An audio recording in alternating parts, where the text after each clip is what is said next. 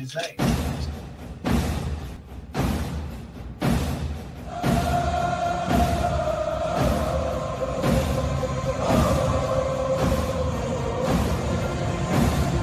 You're in Braves country.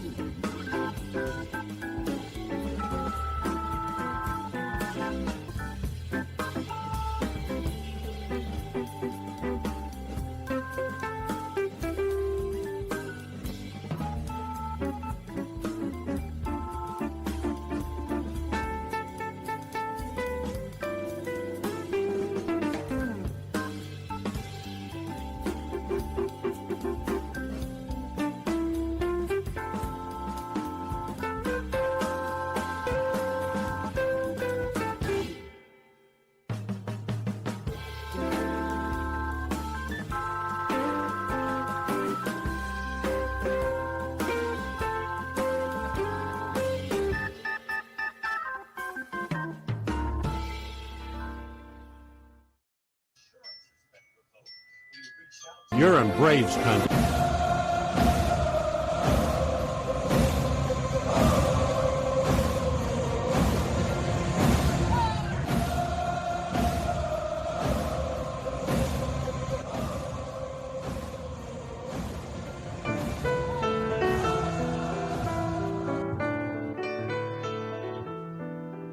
Lineup for Braves Country by D.M. McGee.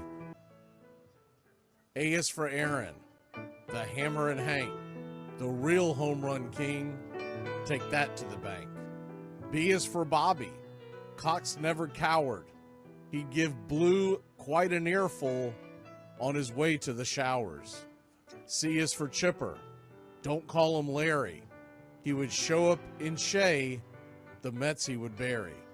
D is for David. Justice he'd bring. A Game 6 solo brought Atlanta their ring.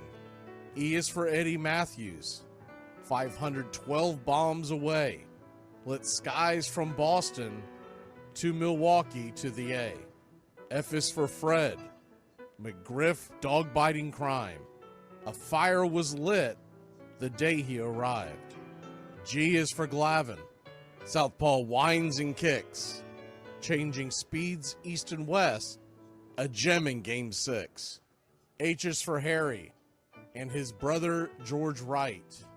The father of baseball, Boston pennants in flight. I is for inning, ending double play. Riley to Ozzie to Olsen all day. J is for Jones. Andrew let her fly. And his gloves in center is where singles would die. K is for strikeouts. A plenty from Strider. The quads in the stash, getting swings from that slider. L is for Lopez. Javi to B-Mac. Travis and Smurf, we've been lucky to see that. M is for Mad Dog. He won 355. Could swat flies with the changeup and still bust you inside. N is for Necro. He got to the hall by bending and knuckling and floating that ball. O is for Otis. Old Nixon could fly. The catch at the wall baffled our eyes. P's still for Peterson. We were all rockin' pearls. With Eddie and Jorge, we were out of this world. Q is a quandary. for why Dale is not in. Murphy MVPs again and again. R is for ranking. The top pitchers lore. Remember Kid Nichols, 107 WAR. S is for Smoltzy. The big three in the hall. When the game's on the line, you give John the ball. T is for Tyler, Matzik, and the gift of 2021, the entire night shift. U is for Chavez, but we say Uncle Jesse. The frames, the release, kept the batters guessing. V is Van Weeren, Skip Carey 2, Don Ernie Joe, the tales from the booth. W is Warren, spawn Johnny Sane.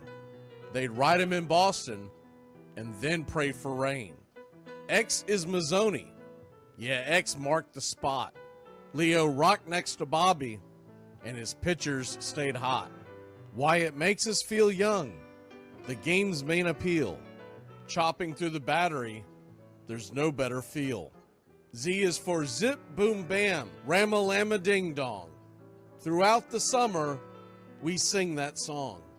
From AJ to eyeglasses and a hell of a pen. Mad Max, Uncle Charlie, win after win. A cannon from short, and RC you later. Acuna Matata, there is no one greater. Though you can't fit them all when you just A to Z. Think of your favorites in the rafters we see. I started with 3, then 10, 25, 47, 31, and of course 29.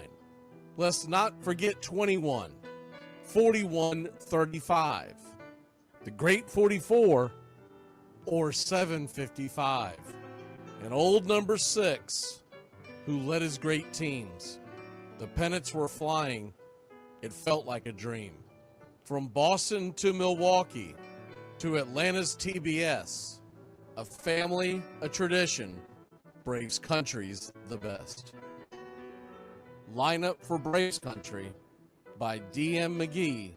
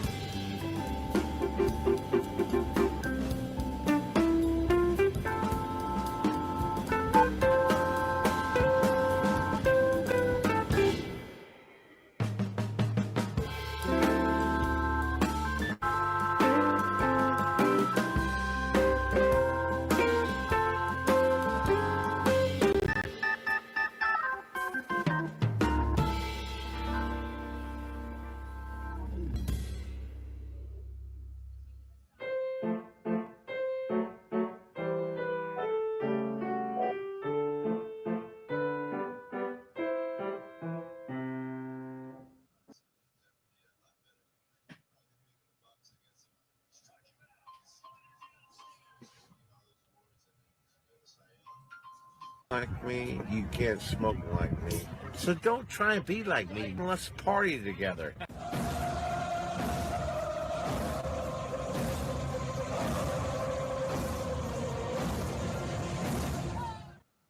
There's something kind of about a kid that's never played baseball. We have been hoodwinked, bamboozled, and flat out deceived. Why did you get so drunk? You got drunk. I'm just really exhausted. What's in that cup? Rum and Cokes. Do you have any idea how important this is? We're trying to save the pub bowl. Really? This is what you're doing? This is what you're doing?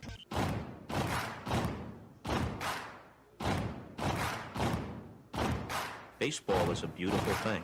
It's more beautiful in an old park. It's asymmetrical and quirky. But even in a dome with artificial turf, it's beautiful. The way the field fans out, the choreography of the sport, the pace and rhythm of it, the fact that that pace and rhythm allows for conversation and reflection and opinion and comparison. In right field, the crowd is tormenting Strawberries, singing Darryl, Darryl. Little roller up along first, behind the bag. It gets through Buckner. Here comes Knight, and the Mets win. And there's a fly ball deep to left. It's on its way. There it goes. And the Yankees are going to the World Series. Aaron Boone. Ground ball stabbed by Folk. He has it. He underhands to first for the first time in 86 years. The Red Sox have won baseball world championship. Can you believe it? It's a pastime, something you do. It's entertainment, something you watch. And it's a shared experience, something you talk about and read about. But you can apply those same three criteria to other things. What makes baseball special is that it's the best game that's ever been devised. Smith corks one into right down the line. It may go. Go crazy, folks. Go crazy. Sure as God made green apples, someday the Chicago Cubs are going to be in the World Series. A little bouncer slowly toward Bryant. He will glove it in front of Rizzo. It's inside. And the Chicago Cubs win the World Series. Cubs win. What a lucky break. The good Lord wants the Cubs to win. How can you not be romantic about baseball? If baseball is about caring, about loyalty and rivalry, Braves fans are on their feet hoping for some kind of a bleeder or a seeing-eye single. Here's the 1-2 pitch. Fastball hit high and deep down the right field line. It's going back, back, back. Is it fair? Is it zip, boom, bam, it's gone. Ram-a-lam, ding dong, a 3-run shot, and your Atlanta Braves have taken a 1-1 lead. She's gone, baby! There's a very peaceful thing. It was created and played in pastures and meadows. There's grass, there's outdoors, there's everything that people thought was American and feel about America. You get in a ballpark, and it's the wonder of walking through that dark tunnel and seeing a huge open space where men play the little boy's game.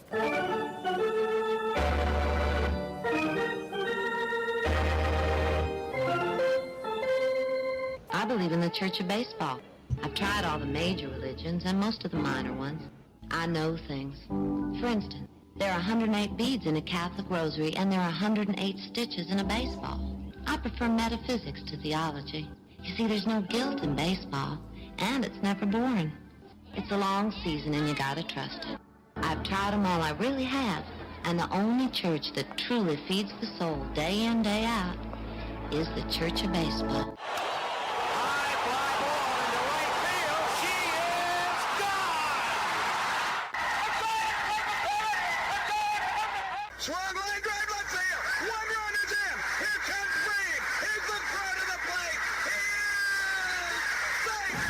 You're in Braves country. If there's a bigger thing going on right now, I don't know what it is. We're down to one strike here. Gurriel, the last hope for the Houston Astros. Here's the 0-2 pitch. Swung on, bounced over to Dansby. Dansby fires it over to first. And here comes the dog pile. Fire the cannons in the battery. Do the chop. All throughout Braves country, pop that top! Your Atlanta Braves have won it all! and gentlemen, welcome. We direct your attention now to home plate. Please remain standing. We call your attention to our bands here today. They will be jointly directed. And now, another fixture, our national anthem.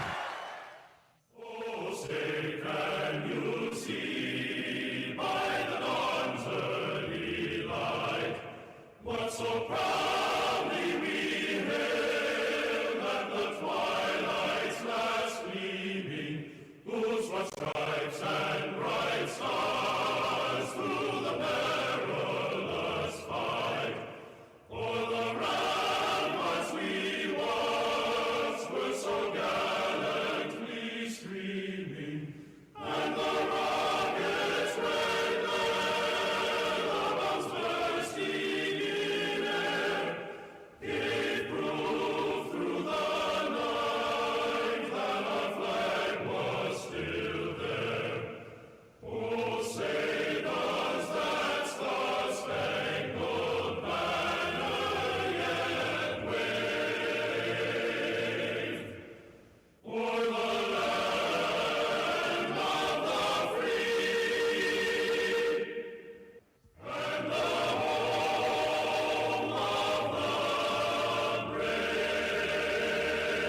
the Play ball! At this time, ladies and gentlemen, we'd like to introduce today's teams as participants in this historic game. Well, the season's finally here, and the players... Hey, football fans, you ready for the gridiron? Thursday and Friday mornings, the Armchair Quarterback Show returns, 9 a.m. Eastern. We'll be talking college and NFL football, the point spreads, fantasy football advice, and more. Want to catch it live? Become a Country Club member today here on Braves Country Radio. We'll make the replay available to the public later on that day, as we're being broadcasted nationwide on independent radio stations. As a member catching it live, you can ask your questions. We'll answer all. Point spread advice, player props, your fantasy football questions. It's the Armchair Quarterback Show, Thursday and Friday mornings this fall here on Braves Country Radio. The armchair quarterback, he's full of beer and he's full of snacks. The all-American man.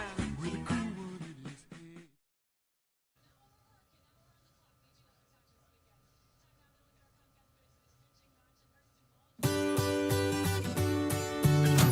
Hey, Braves Country, Mac McGee here for American Rebel Beer. America's patriotic light lager, all natural ingredients. Stand tall, be proud. The perfect beer to celebrate life, liberty, and your pursuit of the American dream. America's patriotic light lager, offering a crisp, clean, bold taste. The perfect beer to celebrate life, liberty, and your pursuit of the American dream. A beer with only 110 calories that tastes like a full-flavored beer and celebrates like freedom. Real quick before we get going, this was Brian Snicker last night on that great come-from-behind win. Braves, if y'all missed it last night, you missed it. Down 10-4 going into the 7th. Come back and rally. For once, they didn't start pulling guys out of the lineup, and they believed in the kids, and they came back and got a big W. How nice, just was it, regardless of where you are in the season, to have it went like to, come back. The guys, they've been doing that for this little run we've been on. I mean, a lot. We've came from behind, and so, we shot ourselves in the foot a couple times, and, we won the game, and Drake got a big hit, and so, there was some challenging moments in that game, I guess. Even though Drake is his first year, how comfortable are you with him up in that situation? I felt really good with him up in that situation. I feel good with him up in any kind of run-producing situation because it's a good at bat. It's a calm at bat and confident at bat. So I felt good with him right there. But just to see what Michael and Profar are both doing. I mean, we've had a lot of attention on Michael, but Profar hits some homers like this. Well, I know, and it's kind of quietly, Michael's been like the hottest player on the planet for a while, but Profar's quietly man, what he's been putting together has been really good. And taking in the walks and getting on base at the leadoff spot has been really, really good. So, he kind of gets overshadowed a little bit when your teammate's doing what he's doing, but it's been really, really good, what he's done. Snit, I know you can breathe a little bit easier about it now. Can you explain kind of what happened on the bunt there with I can't. No, I can't. You looked a little surprised on the I looked a little surprised. I was a little surprised. Didn't call that one, huh? Huh? Didn't call that one. No, I don't have that sign. Yeah, I don't know. I mean, that's Michael. Honestly, I was a little surprised. And you know what? Then he goes out and makes like I've been talking. It makes 2 great plays in the 9th inning. Like I say, I'm sure once he got to first base right there, it was like, oh man, he regretted it. But like I say, he didn't, and he never does. The kid never takes it on the defense, and that's an unbelievable trait to have. And like I said, and I've said it many times to him, to you guys, how much respect I have for him, that he has that ability to go out there and do that. So the catch made up for it, is what you're saying? Yeah, pretty much. We won the game, and he had a big play to seal the win. Snit, this was another multi-hit game for Ozzie. You talked about him looking better before the Yeah. What do you really say? Oh, I don't know. I mean, I think it's just he's getting better decisions. He's getting decisions on balls he should now, not fouling them off. I think this is probably what happens when you do that. He's not expanding the zone as much, and he's righted himself too, which is a big reason why we've had this. We've been playing a little better. When Matt passes Pete Rose, he gets 4 hits and 2 doubles on the consecutive games played. He did? I didn't know that. He gets 4 hits and 2 doubles. Wow, it's pretty good. I mean, he's a machine. He just comes to the ballpark every day, ready to play, prepares. He doesn't have to look at the lineup. He knows he's in there every day when he wakes up in the morning. And he's a pleasure. He's the ultimate pro in this game. What he does is just phenomenal. All right, let's get going, Braves country. We got the click emoji, so put that click in the chat as we bring you those lineups. Let's win this series and have a great day off.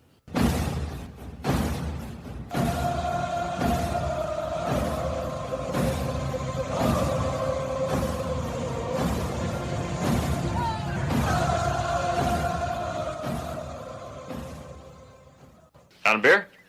7 o'clock in the morning. Scotch? Hey, howdy, hi, and how the hell are you? Pull up an armchair, girls and boys, and join us for Braves Country Baseball. You're listening live, and the scene is Truist Park in Atlanta, Georgia. We're set to bring you pitch by pitch, play by play of your Atlanta Braves. Hi, I'm Mac McGee. Here's your starting lineups for today's action. Leading off and playing designated hitter for the Chicago White Sox, it's Michael Tauchman. 8 home runs, 34 RBI, a .273 average. Vargas is batting second and playing first. 13 home runs, 46 RBI, 4 stolen bases, batting .233. Batting third, behind the plate, Kyle Teal. 4 home runs, 18 RBI, 2 stolen bases, batting .274. Lennon Sosa is batting cleanup and playing second. 17 home runs, 55 RBI, 2 stolen bases, batting .273. Colson Montgomery at the shortstop position and batting fifth. 10 home runs, 28 RBI, a .220 clip. Luis Robert is at center field and batting sixth. 13 home runs, 52 RBI, 31 stolen bases, a .219 average. Andrew Benintendi in left field. 14 home runs, 47 RBI, 1 stolen base, batting .229. And Meade is at third and batting ninth. He's got 3 home runs, 14 RBI, 5 stolen bases, batting .237. On the mound for the Chicago White Sox, it's Martin Perez. He's 1-2 with a .309 ERA. 23 innings into the season, a .129 whip. 17 hits allowed, 22 strikeouts. 13 walks, 1 home run served. He'll be going head-to-head with Hurston Waldrop. Waldrop Gumdrop is 3-0 with a shiny 1.02 ERA and .79 whip. 17 innings, 17 strikeouts. 9 hits allowed, 5 walks, no home runs given up. Backing up Waldrop in the bottom of the first inning, leading off and playing left field for your Atlanta Braves. It's Jurickson Profar. 10 home runs, 28 RBI, 6 stolen bases, batting .255. Batting second, playing first, Matt Olson. 19 home runs, 72 RBI, 1 stolen base, batting .273. Acuna is in right field and batting third. 14 home runs, 28 RBI, 5 stolen bases, batting .301. Batting cleanup, the designated hitter, Marcell Ozuna. 20 home runs, 60 RBI, a .235 average. Batting fifth and patrolling center field for your Atlanta Braves, it's Michael Harris II. He's got 16 home runs and 68 RBI, 14 stolen bases, batting .259. Batting sixth and at second, Ozzie Albies. 10 home runs, 50 RBI, 12 stolen bases, batting .230. Batting seventh, behind home plate, it's Sean Murphy. 16 home runs, 43 RBI, a .207 clip. Nacho Alvarez is at the hot corner with a .231 average. He has 6 RBI. And batting ninth, at short, your 2025 Gold Glove winner, Nick Allen. 21 RBI, 8 stolen bases, batting .227. Calling balls and strikes behind home plate tonight, it's Gabe Morales. Your first base umpire, Jacob Metz. Second base will be manned by Emil Jimenez, and down the third base line, it's Doug Eddings. Game time temperatures here, Truist Park, Atlanta, Georgia, are expected to be about 85 degrees at first pitch, with the wind blowing out to left field at about 5 miles an hour. Your Atlanta Braves come in minus 184 on the money line. The over-under is 9. Our pick to click tonight, give me Ozzie Albies. Listen to these numbers. Versus tonight's starting pitcher, Ozzie Albies is 7 for 9 with a .778 batting average, 2 home runs and 3 RBI, and a strikeout. We all know the law of averages is bound to even that out, but my word, 7 for 9? We'll take the whiz. You looking for someone else to click tonight? Marcell Ozuna is 3 for 5 with 4 RBI against Martin Perez. Nick Allen's 3 for 9. Profar has never faced Perez, neither has Nacho. Harris is 0 for 1. The southpaw on the mound and Ozzie spinning around to the right side of the plate. He might even launch one tonight.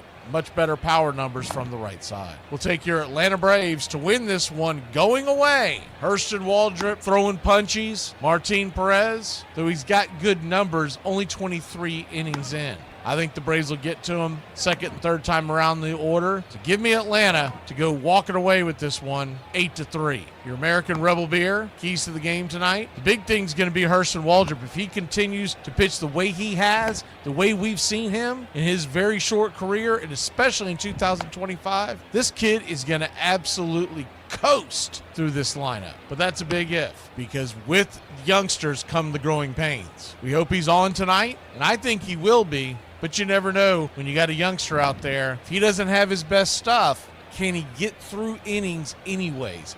That separates the men from the boys. Programming note, remember tomorrow the Braves are off. We will be on 9 a.m. tomorrow. We're doing AFC over-under predictions on the Armchair Quarterback Show. And Friday, we're doing the Southeastern Conference. We're opening the door to the public on those 2 shows. So you don't have to be a member to catch a sneak peek. Tomorrow and Friday, with it being SEC week, we decided to lift the curtain. Put your click in the chat, slap that like, and let's get ready, Braves Country. We'd like to thank everybody for choosing Braves Country Radio, and a special thanks to all the country club members. Please like on your way in and subscribe, set those alerts, and share Braves Country Radio to help build the crowd so we can continue to bring you the classic call of Braves Country Baseball. Well, it's about that time. Grab you a cold one. Find you an armchair. Atlanta Braves Baseball right here on Braves Country Radio. Your modern-day superstation is in its 5th season of bringing you pitch-by-pitch, play-by-play of your Atlanta Braves and our one-of-a-kind production. Take us anywhere you go for over 170 Atlanta Braves ball games. Please like and subscribe today. Join the Country Club. Thank you to all the Country Club members. You help support Braves Country Radio. Get this bus moving. Stop. Come back. Too late. roll call. Yeah, roll call. You're in Braves country.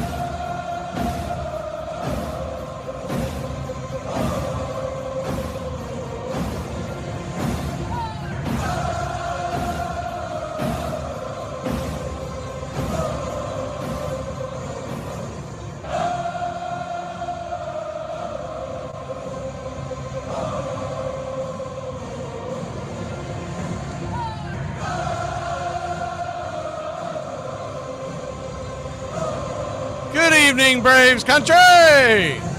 How the hell are you?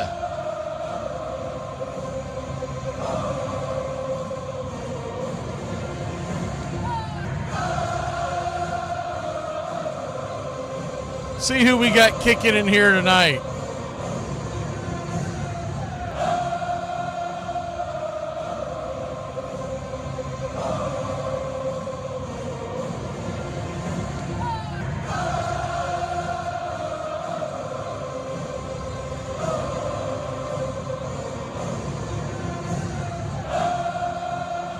All right, let me scroll back up here. Saw some of y'all talking about the weather. I checked it. It looks okay for now. I don't know, but you know their social media team absolutely sucks, and they never give you a heads up until right till the last minute. So I'm continuing to monitor that. They haven't mentioned a single thing about it. It looked like good skies in the background, both the pregame shows from both teams, but that doesn't mean anything. It's probably pre-recorded. All right, let me see what we got going on here. Gumdrop, wall drop night.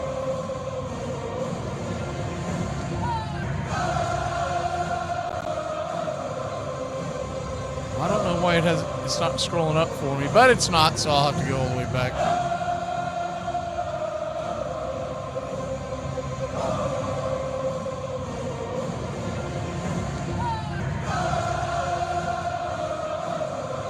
We're going to take a real quick break and do roll call on the other side. There's something wrong with the device, and I can't see a thing. It's jammed up. We'll be back in a flash, and then we will do roll call when we return. Hey, Braves Country, Mac McGee here for American Rebel Beer. America's patriotic light lager, all natural ingredients. Stand tall, be proud. The perfect beer to celebrate life, liberty, and your pursuit of the American dream. America's patriotic light lager, offering a crisp, clean, bold taste, perfect beer to celebrate life, liberty, and your pursuit of the American dream. A beer with only 110 calories that tastes like a full-flavored beer and celebrates like freedom.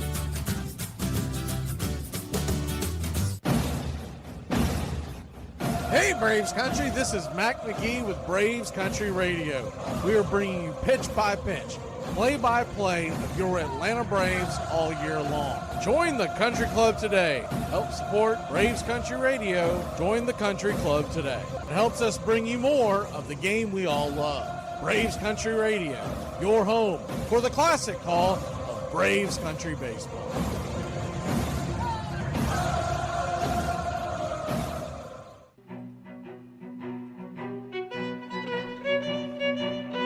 Hey, Braves Country, Mac McGee here for American Rebel Beer.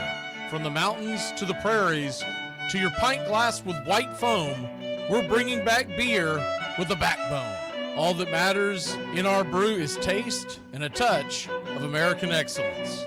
American Rebel Beer, born in the USA.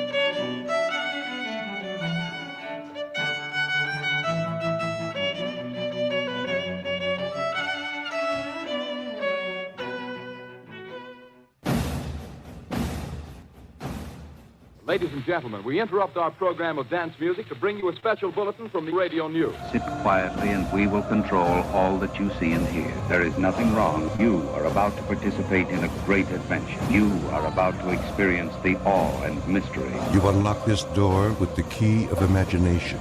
Beyond it is another dimension, a dimension of sound, a dimension of sight, a dimension of mind. You're moving into a land of both things and ideas. You've just crossed over into Adventures in Time and Space. We offer you Braves Country Radio, your home for the classic call of Braves Country Baseball. Hi, folks. Join us now for another Braves ball game. Yes, sir. This is the one we've been waiting for. This is it. This makes you feel like it's spring and baseball. No more measles and free tickets to the circus. You're in Braves country.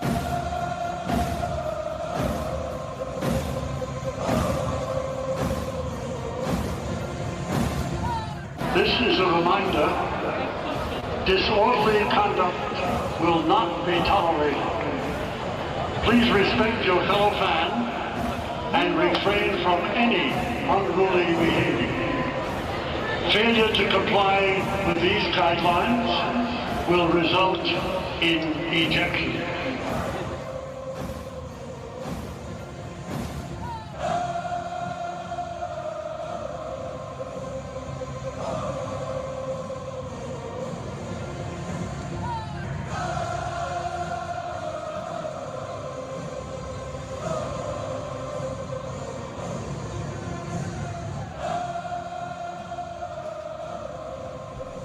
One of these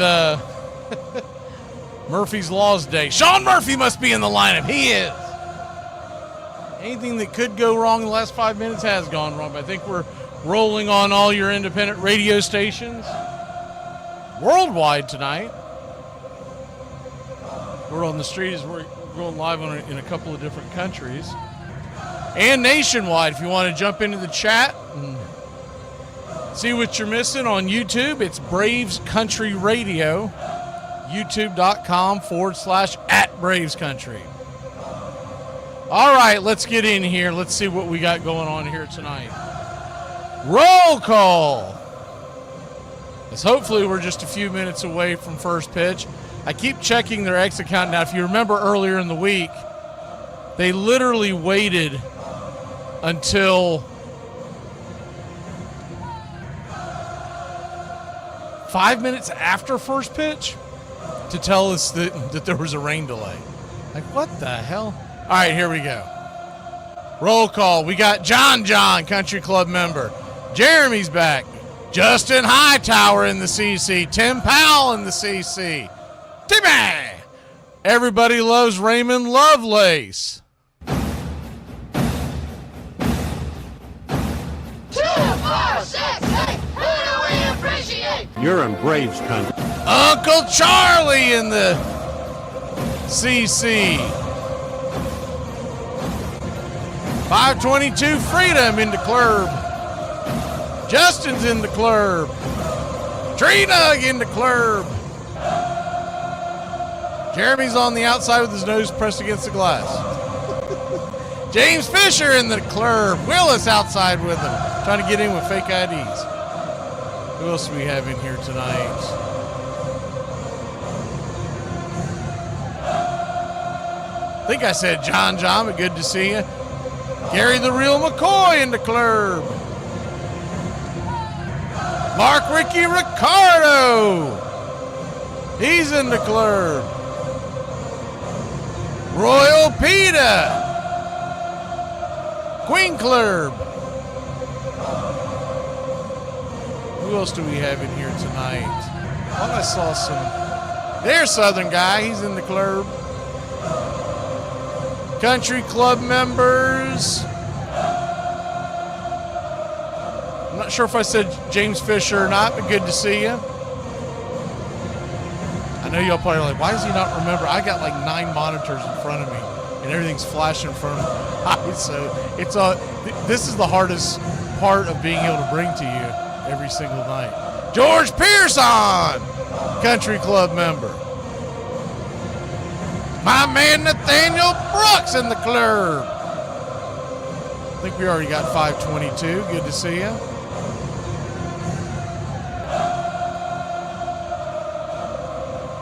Justin Green Machine in the club. Scooby-Doo. Good to see you, Scooby. And Edward Spry both in the club.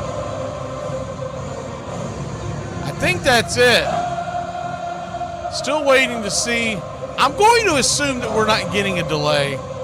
I was looking at the radar, and it looked like the majority of it's going to miss us, and there's a chance of getting hit later in the game. Hopefully we can get this in. I don't know when the Whitesox will be back in Atlanta. And you know they got flights to get out of there, and these are two teams that are not currently in the playoff hunt. So they're not going to stick around for tomorrow.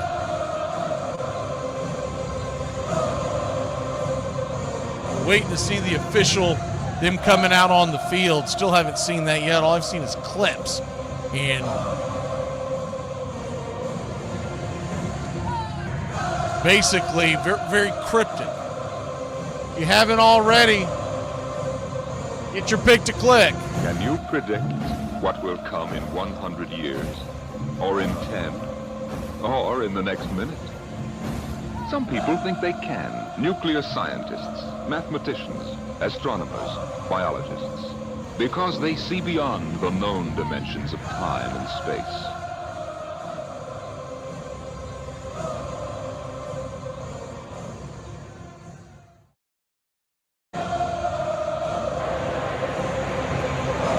Here's it, everybody's set for pitch-by-pitch, play-by-play. I can tell you the White Sox are wearing their black road uniforms, black top, gray pants, white lettering outlined in black and silver, black ball cap with socks interlocked on the front of the hat in white.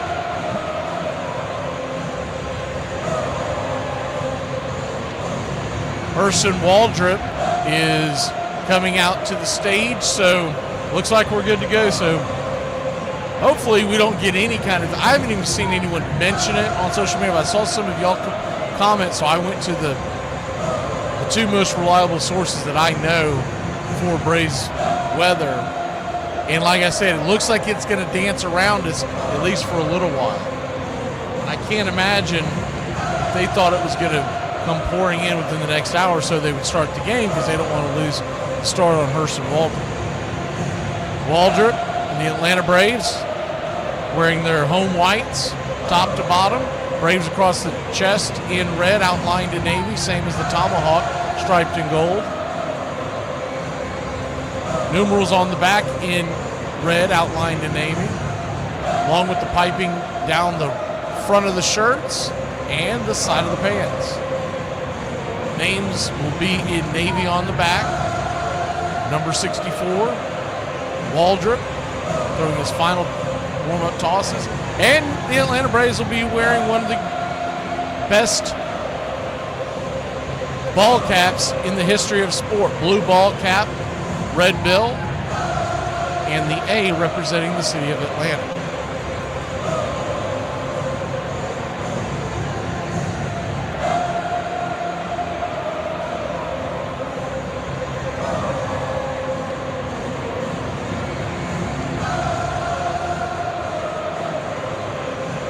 We are just about set for pitch-by-pitch, play-by-play of your Atlanta Braves. Put the screen up there to make sure that none of the nonsense comes through.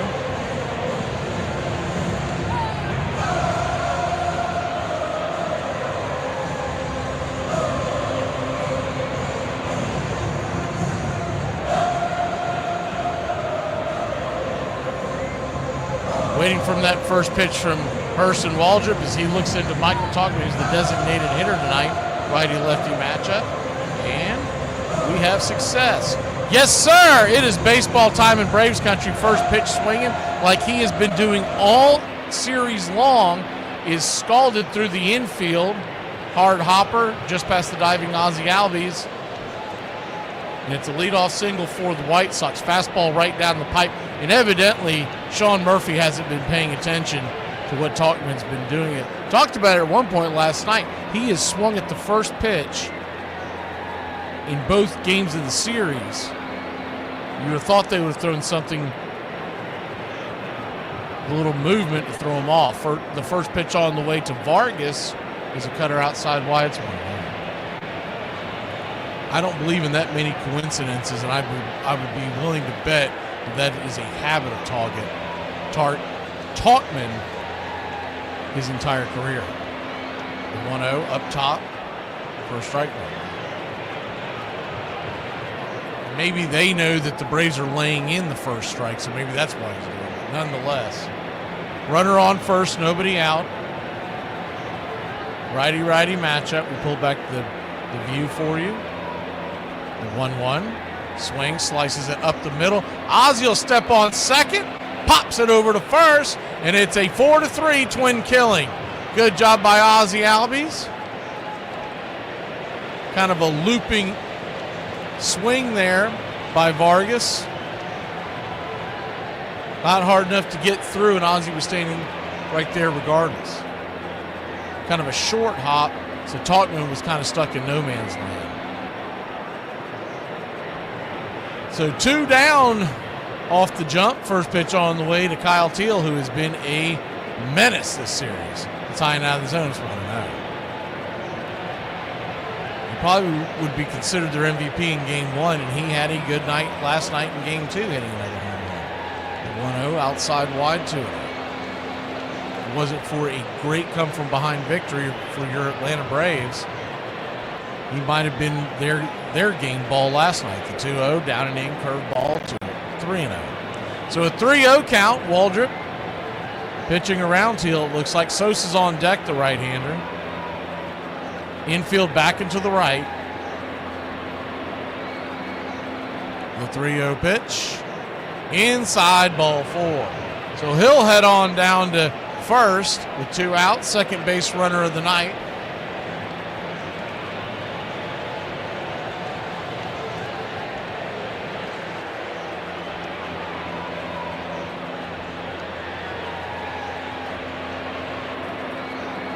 One on, 2 out.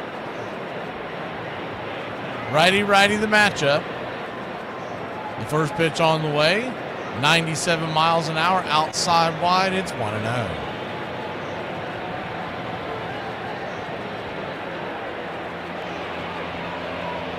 1-0.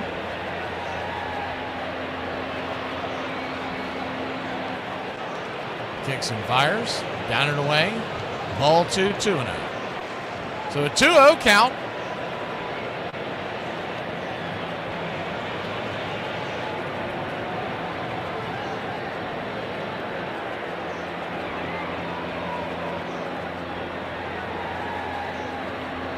Pitch on the way. Slider up top. A little over the belt, 2-1. Lennon Sosa, batting .273 with 17 home runs, 55 RBI, a 748 OPS. The 2-1. Comes set and brings it. Swing, chops it over to third. Play is for Alvarez. He'll flip it to second, and that'll end the inning. 5-4 on the putout. We'll be back in a flash. Jerks and Profar and the boys grab the sticks when we return.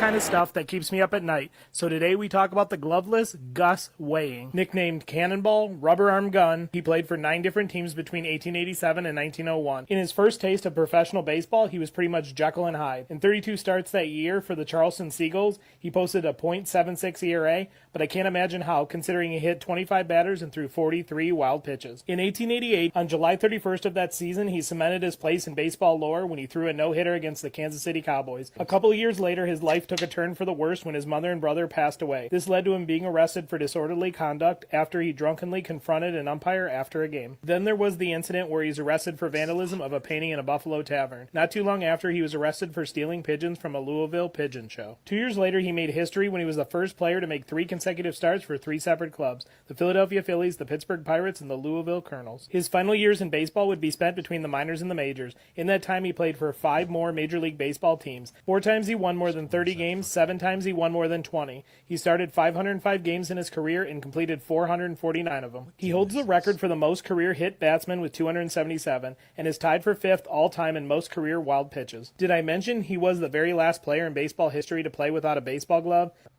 Grab ball. Great play by Robinson. Look at that. Great day in the morning. What a play. The sign from Simmons. And the 2-strike pitch is hit in the air to left. Ben Oglivie coming on. He's waiting. He's waiting. He's got it. And the Brewers win the Eastern Division Championship, and a very, very happy Brewer club. The final, Milwaukee 10, Baltimore 2, and California, here they come. You're my assistant, okay? You're supposed to back me up and go get me juice boxes when I tell you. Now go get me a juice box. You know who you're talking to. I'm talking to the juice box guy. Welcome back. How y'all doing, juice box guys?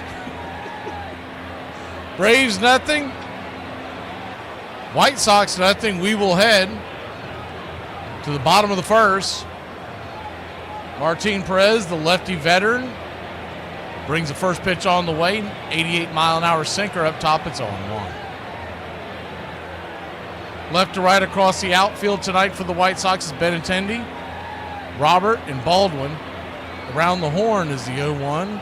Misses high, 1-1. Meade, Montgomery, Sosa, and Vargas. Teal is behind the plate again. He was the designated hitter last night. Tonight it's Talkman. The 1-1. Swing, ropes it down the line. It's 1-2.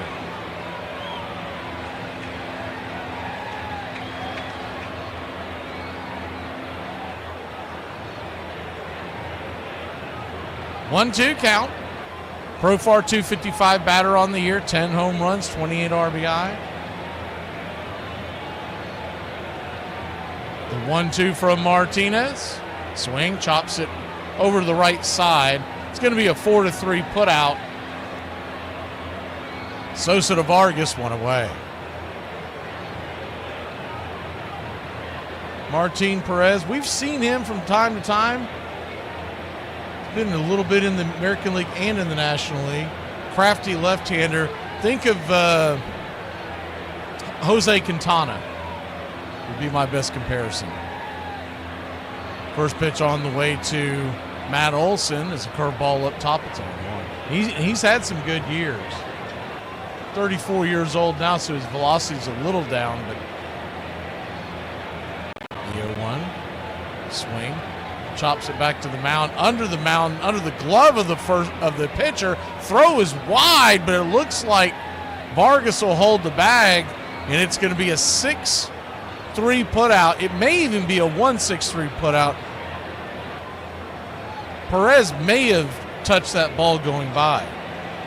Yeah, I think he did. So make it 1-6-3 on the putout.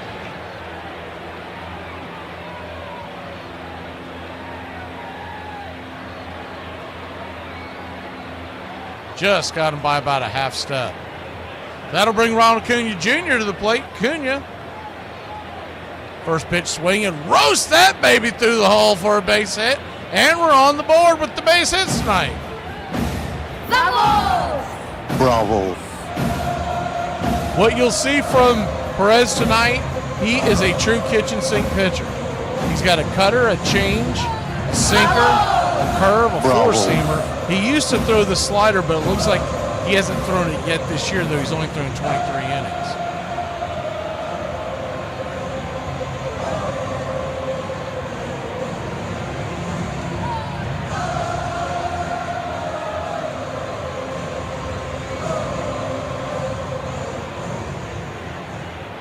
First pitch on the way to Marcell Ozuna is right there for a strike. It's 0-1.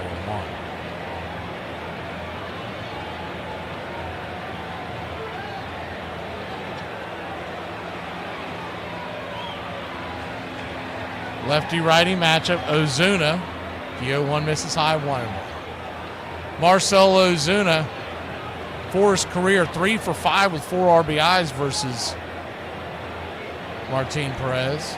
Acuna is now 2 for 6 lifetime. Olson came in here 2 for 13, so now 2 for 14. The 1-1 below the knees, 2-1. Profar had never seen him prior to tonight.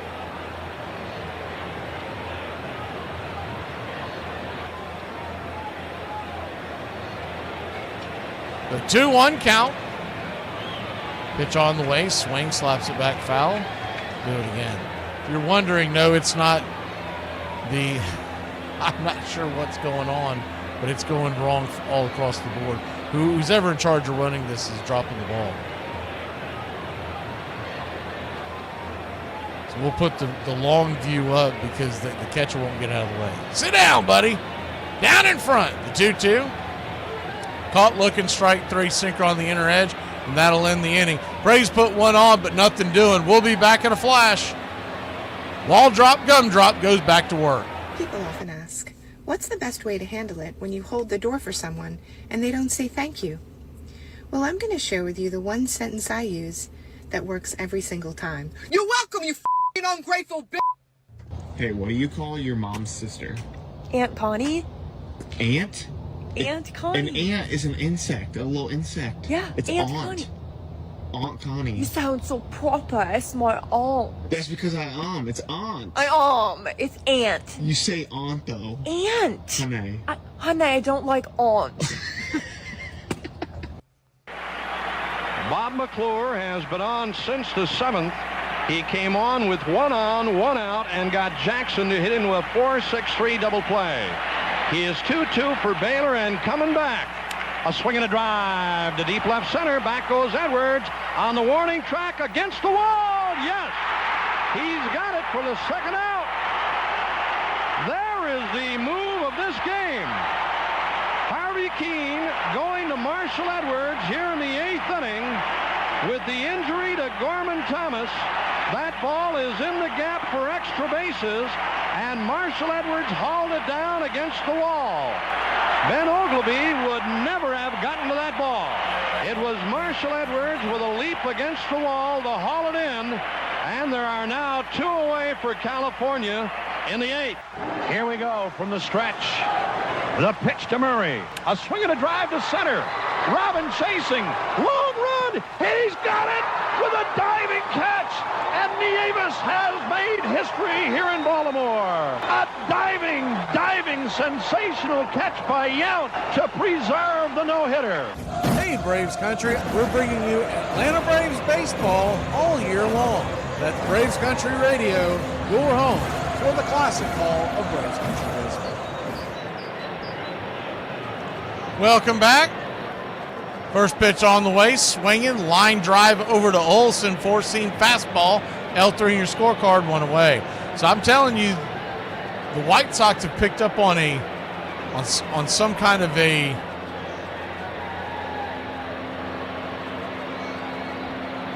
I won't necessarily say it's a habit because he hasn't been pitching that long, but a recent habit of Waldrop and Smurf together. As the first pitch on the way is a 4-seam fastball down and away for a strike. It's 0-1. That's the second left-handed hitter that hit the ball right on the screws on the first pitch. As the 0-1 swing lifted it to right. 4-seam fastball lifted out there, but Acuna's there, 2 down. Now, luckily, one was caught and the other ended up getting wiped out by the double play. And I don't know what this guy's doing at home plate. So we're just going to move it. We're just going to move it back. Thought we had changed it, thought we had fixed it, but someone's dropping the ball there. I do know one thing. If someone comes in with a job application from you and tells you that they work at Truist Park, I think it's a hard no. First pitch on the way is a 97-mile-an-hour fastball inside. It's 1-0.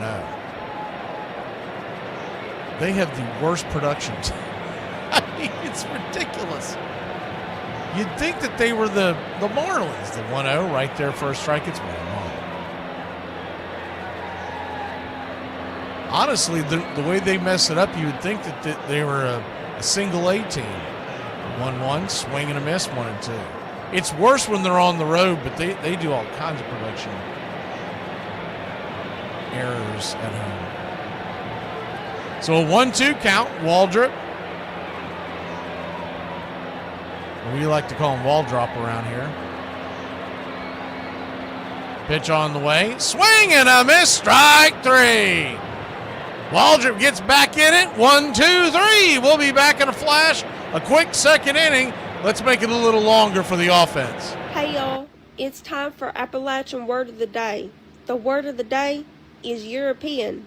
Hey, man, watch what you're doing. You're too close. European on my boot. Isn't it horrible when your only friend has the audacity to actually have other friends? Like, what? John Smoltz trying to nail it down and win his 6th consecutive game and nail down a division title as well. No balls and 2 strikes to Caminetti with Gonzalez the runner at first. And a ball bounced through the middle. Belliard hustling. His throw to first is in. Braves looking for their 1st division title since 1982. Andujar Cedeno with 2 out, and Gonzalez the runner at second. And here's a fly ball hit to right field. This may do it. Justice is back. It's over. The Braves win it. I promise you, when I catch you, let me tell you what I'm going to do. I'm going to punch you in your mouth and your solar plex. Be prepared. Pitch to Molly. A swing and a base hit to right. 39 straight for Molitor on the first offering from Kenny Schramm. Back in against Mesa, who is working from the windup. The 0-1 pitch. Swings, and there it is! A base hit in the right center. He's got it. 3,000 for Robin. Robin Yount has just become the 17th player in baseball history to reach 3,000 base hits. Being congratulated and mobbed by his teammates, and still being saluted by this great throng here at County Stadium. What are you so happy about? I'm just a happy guy. Since when? Yesterday. Seriously, I'm getting ready to get pissed off. Welcome back. First pitch on the way is a ball to Michael Harris, the second, batting fifth tonight. So they got him down in the fifth spot because of the left-hander. That still tells you how much they're riding his coattails. The 1-0 misses outside wide, 2-0. I mean, he has been absolutely on fire, especially the last couple of weeks. I've got him in my Dynasty Fantasy League. Long story short, without boring the details, his numbers are much more impressive than some of your household names around the league. The 2-0 misses down and away, 3-0. I mean, I've got Tatis, I've got Corbin Carroll, and he's outperforming all of them. Acuna, the 3-0 count. P at the knees, good take. 2 months ago, Michael Harris is whacking at that pitch and popping it up. Instead, he's going to make him throw one to his liking. 3-1 count to Harris, batting now .259 on the year. The pitch, swing and a miss. Good changeup. Get him out in front. Full count. They've had such quick innings defensively for the Braves. I'm going to let you know who's out on the field now. I keep expecting time to be able to tell you, but it's the same defense as it was last night, except Smurf is behind the plate. The payoff pitch, swing and a miss, strike 3. Chase that changeup. Had him eaten out of his hands. A veteran, crafty veteran, one away. He lays off of either one of those last 2 pitches, and he's standing on first. But Perez is always tough on left-handers, and Michael had only seen him 2 times prior. Ozzie Albies to the plate, 7 for 9 lifetime versus Perez. Let's see what this is all about. First pitch on the way. Swing! That ball's belted high and deep. Stay fair! Stay fair! Just foul. First pitch, he almost clocked it out of the building.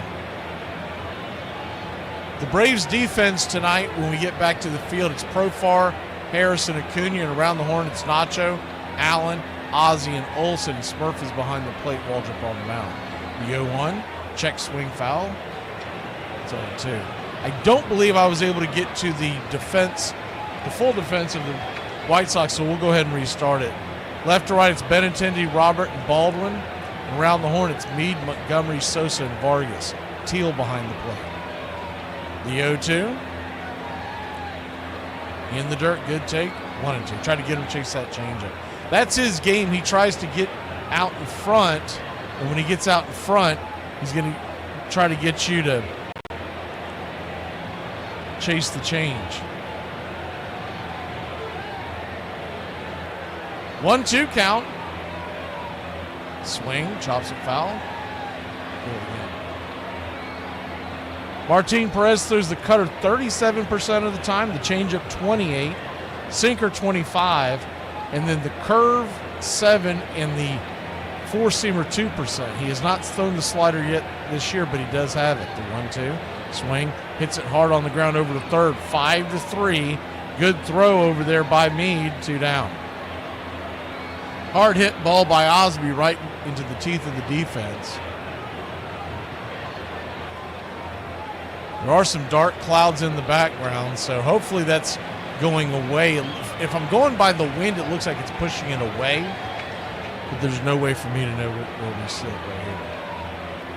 Hopefully we get this sucker in. Sean Murphy comes to the dish. First pitch, swing and a miss. It's 0-1, sinker outside wide. Sean Murphy getting the start for the first time this week, batting .207 on the year. The 0-1, sinker way outside wide, 1-0.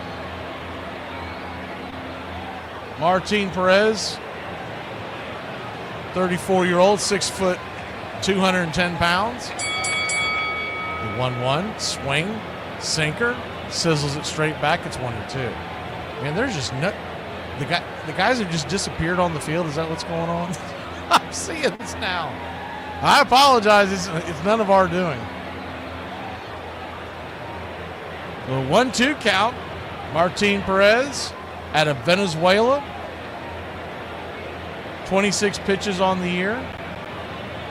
You willing to bet someone's standing or someone didn't clean the lens on that screen that they have down there on the field?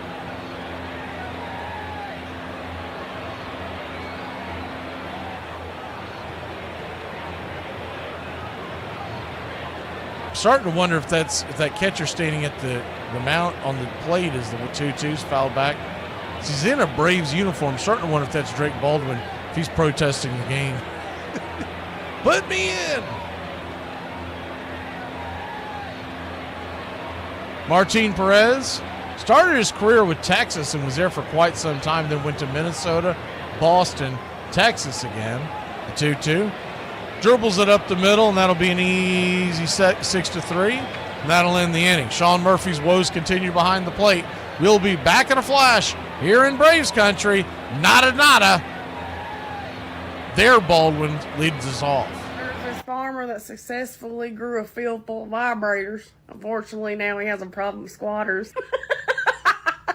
One of the worst promotional ideas in baseball history, 10-cent beer night. The 1974 Cleveland Indians were not a great team. To increase attendance, they came up with the idea to have 10-cent beer night on June 4th, 1974. Over 25,000 fans showed up, which is more than double the Indians' average attendance that year. By the ninth inning, things boiled over. With the game tied, a 19-year-old fan ran out on the field and tried to steal Rangers outfielder Jeff Burrows' cap. In the process, Burrows fell, which prompted the Rangers to run out onto the field with baseball bats, thinking he had been attacked. A large number of intoxicated fans ran out onto the field with knives, chains, and clubs that were fashioned from portions of the stadium seats that they had torn apart. With over 200 fans rushing the field ready to fight against 25 Rangers, the Indians were ordered by their manager to rush the field with bats in hand. Chairs were thrown, players had to fight their way to get back to the dugout. Eventually, both teams made it back to their clubhouses and locked the doors. After 20 minutes of rioting and the crew chief realizing that order would not be restored, the game would be forfeited and the Rangers would win the game. The crazy part in all of this was they held another 10-cent beer night on July 18th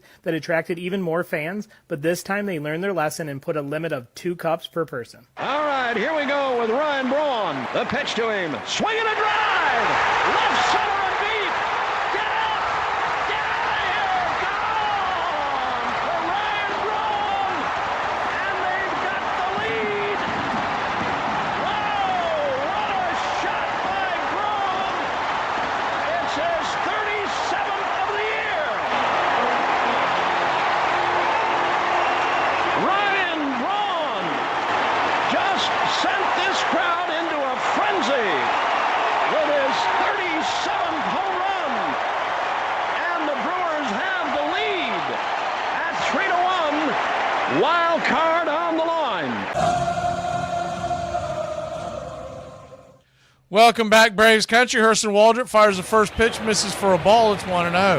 The 1-0, swing and a miss. 1-1. 1-1 count. Kicks and fires inside 85 miles an hour. 2-1. It's happened earlier in the, I believe it was this week, wasn't it? We're refreshing on another screen to see if we can bring it back there. If we can, then we'll be able to. The 2-1 swing, lifts it into center field, down for a base hit. Michael Harris cuts it off. It'll be a long single but a leadoff single for Brooks Baldwin. The other ball. We are not relations. So 1 on, nobody out. Anybody remember that line in Forrest Gump? You two brothers? Righty-righty matchup. First pitch on the way. 97 right down the pipe. It's on 1. I think I have figured it out, so let me sit this back for a second and we'll get you going. 0-1. Outside wide 1. Yeah, they're having all kinds of issues. I don't even know if this is necessary. It looks like it's the Braves issue, but I don't. It could be across their Major League Baseball. The 0-2 count.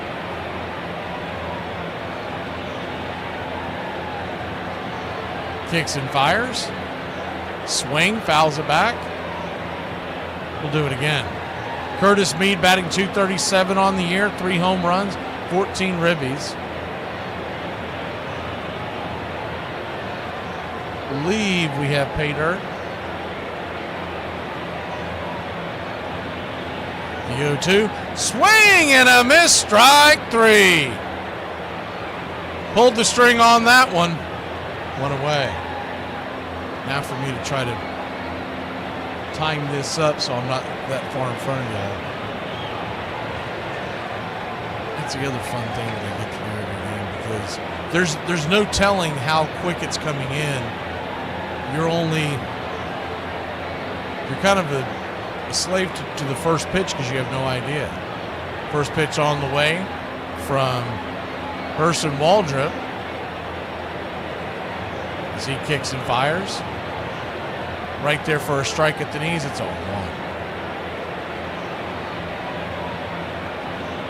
The 0-1. Righty-lefty matchup.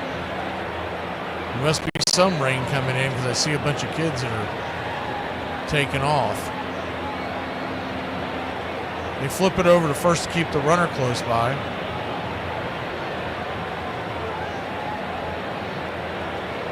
I don't know if that was because of the weather in the background or maybe they're about to go play somewhere. I don't know.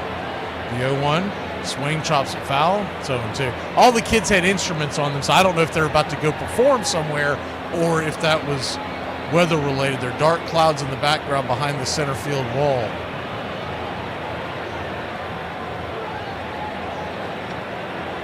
Went right off of, the foul ball went right off of Sean Murphy.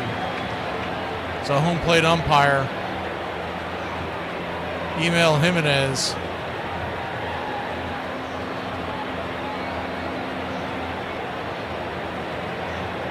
I'm sorry, it's Gabe Morales tonight.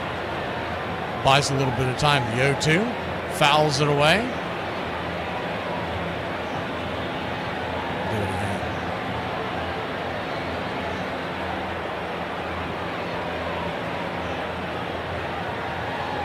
An 0-2 count. Talkman 1 for 1 on the day. Ripped a single through the infield his first time up. Flip it over to first real quick to keep the runner close by. Infield is back and to the right. Braves nothing, Sox nothing.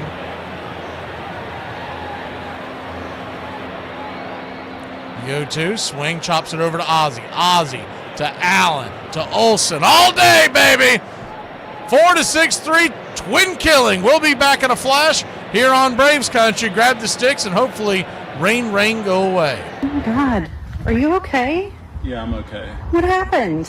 I was running on the trail and I stepped in some dog and I sat down and tried to clean it off my shoe and this guy come running by and he stepped in it. I laughed at him and said, I just did that. He come over and punched me in the face like 3 times, called me a nasty son of a I just made my second trip to Dunkin' to get another coffee. It's been a day. So I didn't want the people there to think that I was getting a second coffee. So I had a fake conversation with a fake friend. I was like on the phone. I was like, hey, I just got you a coffee. Yeah, I got my coffee earlier. So this one's for you. I'll drop it off. I don't know what's wrong with me.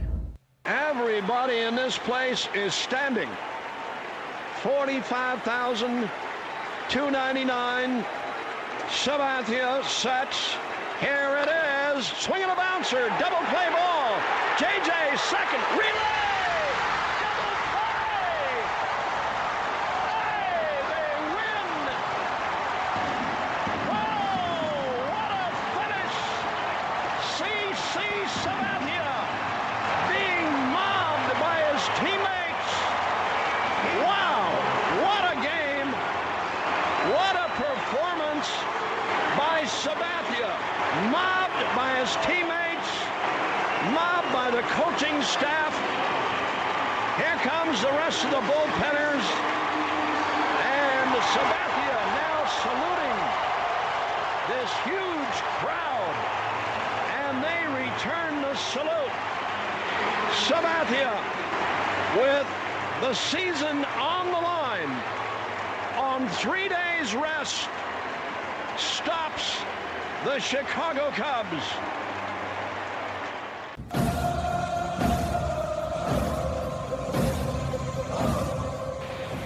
Welcome back, y'all. Nacho Alvarez leads us off. Lefty righty, first pitch on the way is a changeup. Right there for a strike, it's 0-1. I don't know what their plans are for Nacho, but if they kept him and Nick Allen for bench pieces, I wouldn't hate it. The 0-1 lifts it into left center field. That ball's going to get down for a base hit. Whoa, you check it out. What? Look, that guy. Get me some nachos. It is a sign. A sign. It needs nachos to help me score. I think the biggest problem with Nacho is you want to continue to get him regular at bats, build his worth down on the farm. So it's not likely, but I think he does a fine job. He fills in. He's not the defensive player that some of the other guys are at their position, and he's definitely not the offensive weapon. As Nick Allen drops a bunt, and the throw's going to go down to second. Was that a foul ball? It looked like it went foul. They are going to call it foul. It's 0-1. Pulled the screen back, and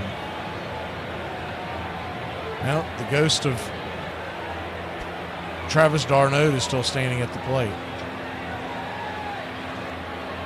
It's so strange because it's coming and going on all the ones that we've dialed in on. We'll try to change it again at the break and see. Is the 0-1 shows bunt high and out of the zone, 88 mile an hour sinker. 1-1, not 98. Martin Perez starts throwing 98. We're going to ask for him to have a PED test on site. The 1-1 count. Brings it. What the heck was that? Pops it up. Bunt. Easy F1. One away. And he's normally a good bunter. That was there's no other way to candy coat that. That was a stupid bunt attempt. You have one strike on you. The ball's high in the zone. And you're basically a midget. You don't try to bunt that ball. You let it go by and live to fight another day, even if they call it a strike, whatever. A ball that's high in the zone that you bunt is always going to end up being an out. Jurickson Profar comes to the plate, first pitch. Curveball up top, it's 0-1. I'm sure he's just kicking himself when he's in the dugout, but my God. You do wonder how much that they actually practice it as a team. I'd say it's little to none. But Nick Allen can normally lay a bunt down. The 0-1. 90 misses high. Called for a strike by Gabe Morales. About 2 to 3 inches out of the zone. It's 0-2. Question mark. Jurickson Profar takes a deep breath as he's biting his lip because you know he wants to go, you son of a... The 0-2 flips it over to first, try to catch Nacho napping over there. Profar 0 for 1 on the day with a ground out. Infield back and to the left, open hole on the right side. The pitch on the way, caught looking, strike 3. That one you got to swing at. That one was right down Main Street. That one 100% in the zone. He was still stewing over the blown call on strike 2. You got to let it go. You just got to. I know it's tough.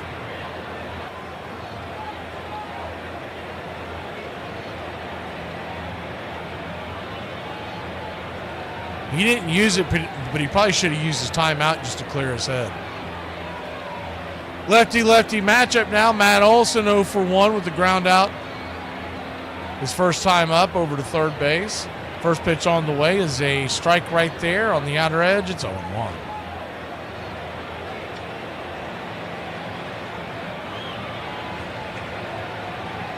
The 0-1.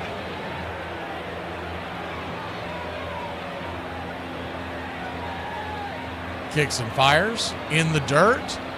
1-1. 1-1 count.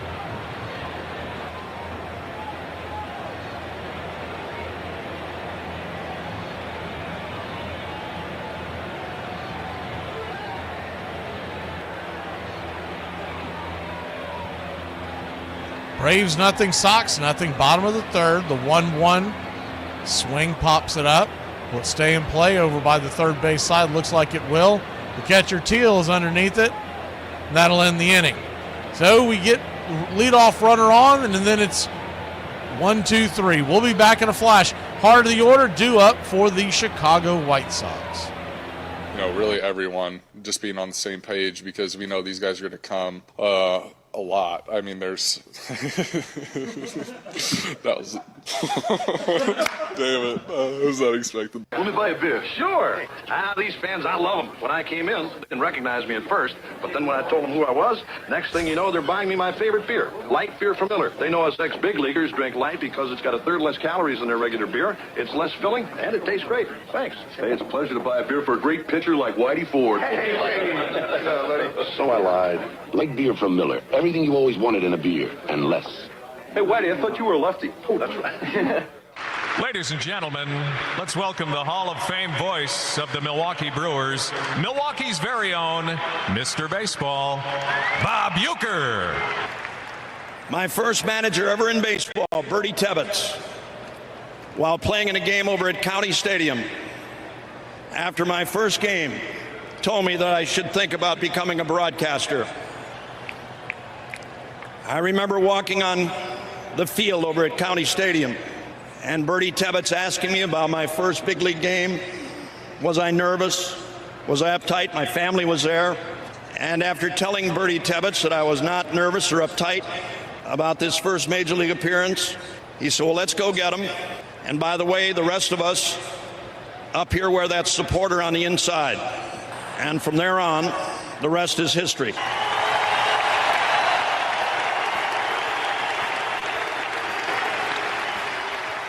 Thank you very much. Let's play ball. Thank you, everybody. Thank you very much.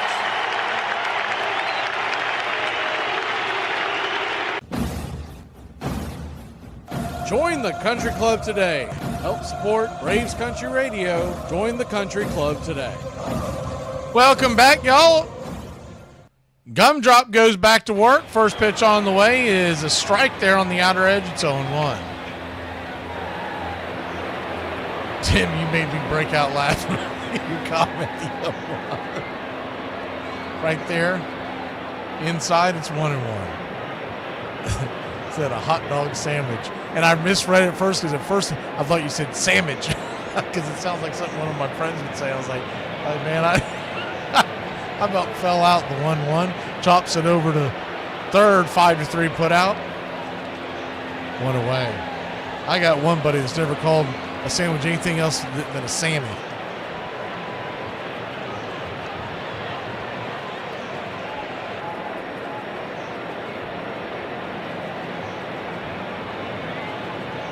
Braves, Sox, 0-0 your score. Top of the fourth, 1 out.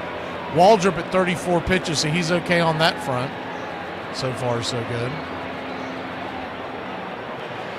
Waldrop in to face Teal, who walked his first time up. The splitter is outside wide. It's 1-0. Waldrop, 2 strikeouts on the day. 1-0, down and in. 2-0.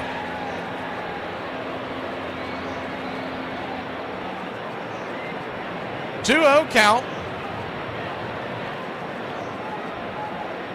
Swing and a miss, 95 miles an hour right down center stage. He was gunning for the downs. It's 2-1.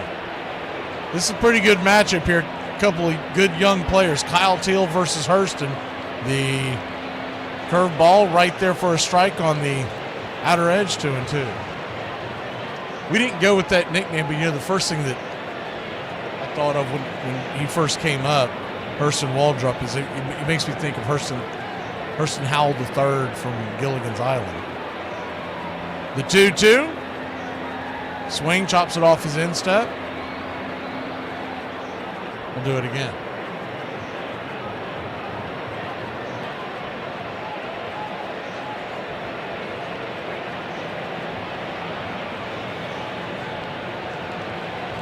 Two count. Kicks and fires. Slider outside wide. Tried to get him to chase 3-2. This kid Teal seems to have a really, really good definition of the strike zone. I haven't seen him do a lot of chasing here. The payoff pitch. Caught, looking strike 3. He got caught watching the paint dry. Splitter up top, baby. 2 down. Third strikeout of the day.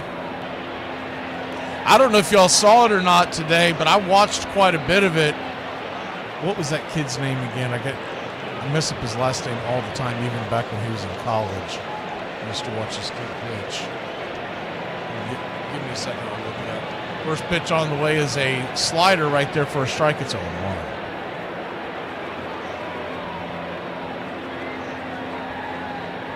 The 0-1. Messick. Right there for a strike, 0-2.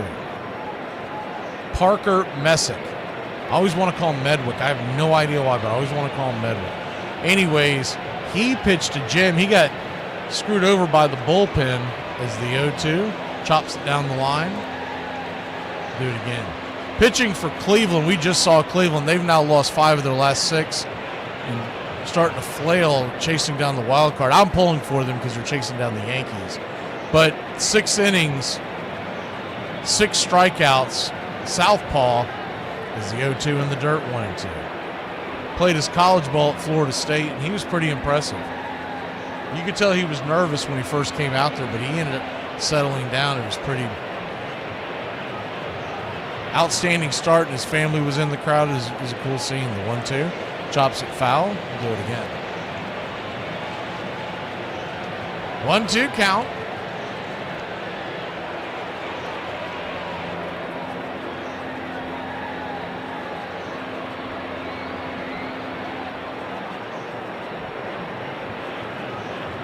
Waldrop, 46 pitches in, top of the 4th. If he can get him here, man, this will be something good. I mean, you're talking about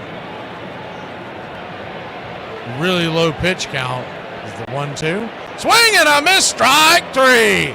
Hurston Waldrop, gumdrop Waldrop, 4 strikeouts. Rain, stay away. The Braves will grab the bats when we return.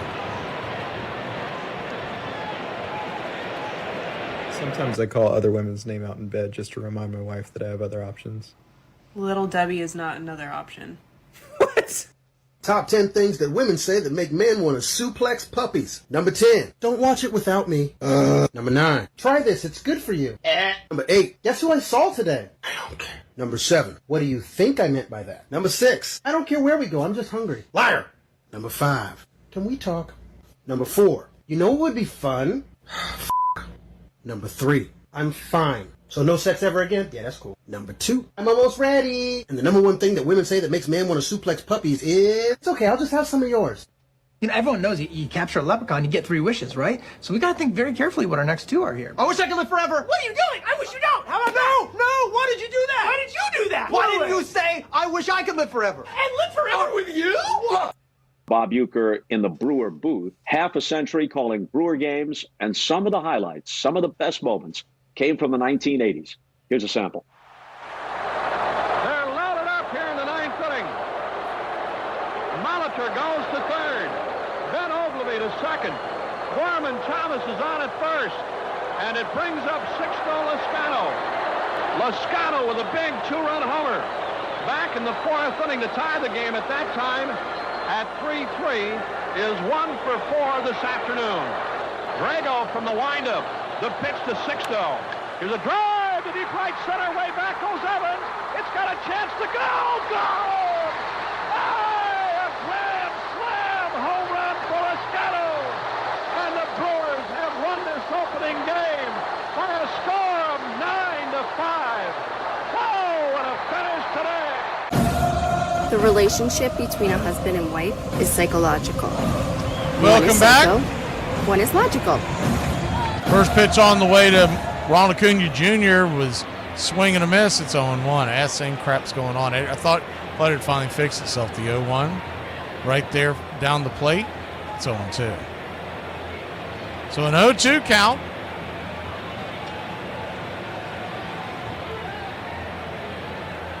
Lefty-righty matchup. The pitch on the way in the dirt. 1-2.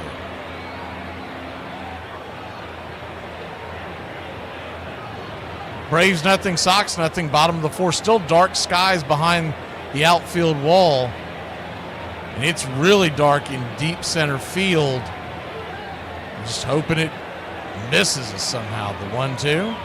Check swing. Did it go around? He did not. 2-2. Check and see if my guy's out there tweeting about this or not. I didn't see him earlier, but he may be. The 0-2 count. Or 2-2 count, excuse me.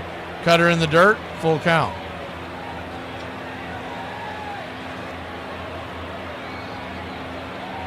He's tweeting about this right now. Let me see what's going on here.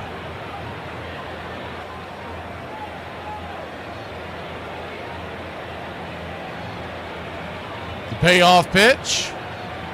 Swing, chops it off his instep. We'll do it again. Braves nothing, Sox nothing. Bottom of the fourth. We got to get this Martin Perez out of there, man. He's a pain in the rear. He was always, I'm telling you, their stuff's different, but because they're both lefties and they've both been around about the same amount of time, he reminds me of Quintana so much. But they're similar in the fact that they just keep you off balance with their kitchen sink.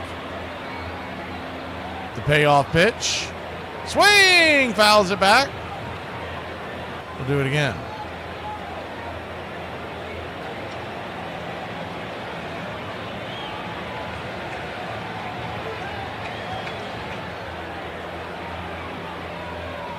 Payoff pitch. Kicks and fires. Swing! Lifted into center field. Drifting over, making the catch is Robert for out number 1.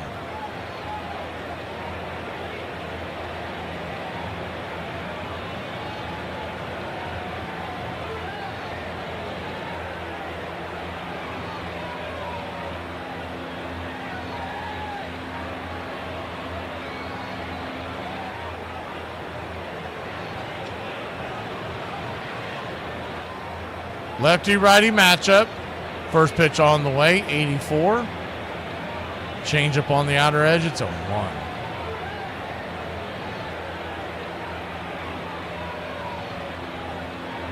The 0-1. Up top, 87 miles an hour, misses, 1-1.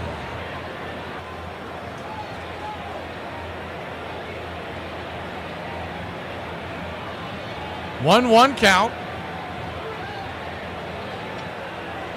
Swing, rips it down the left field line. Stay fair, baby. Up against the wall. That's going to get down where the green grass grows.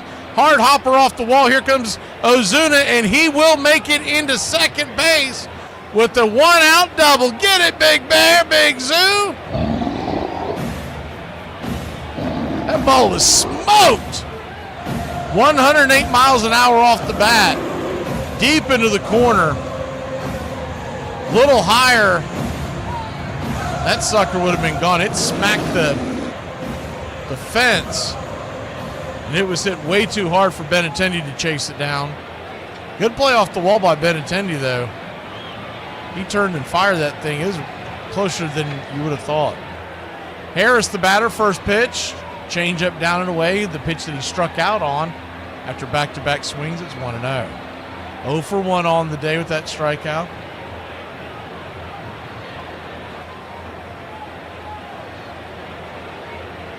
The 1-0. Sinker at the knees, 1-1.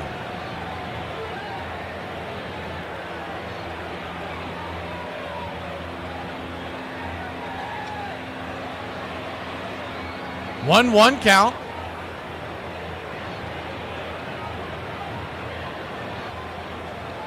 Swing, hits it up the middle, grabbed by Montgomery. He'll flip it to first, so it'll be a 6-3 put out.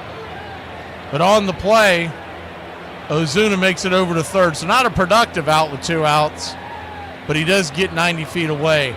And anybody else on the base paths, you'd be thinking wild pitch or whatnot, but it would take a doozy for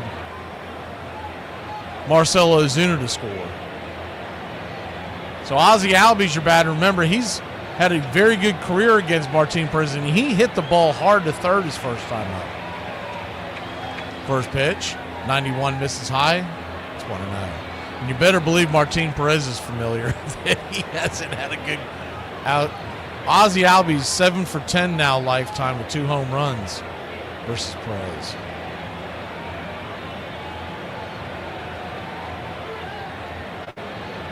One 1-0. Outside wide, 2-0.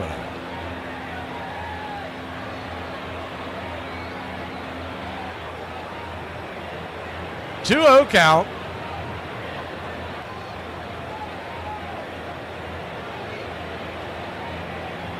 Lefty-righty matchup, open stance for Ozzie. Swing, chopper, back up the middle. Oh, he's going to boot the ball. He's going to boot the ball. It's going to be an E6. Ozzie won't get an RBI or a base hit, but the Braves will get on the board, baby. Good hustle by Ozzie, good hustle by Zoo. And it's a 1-0 lead in a game that threatens rain.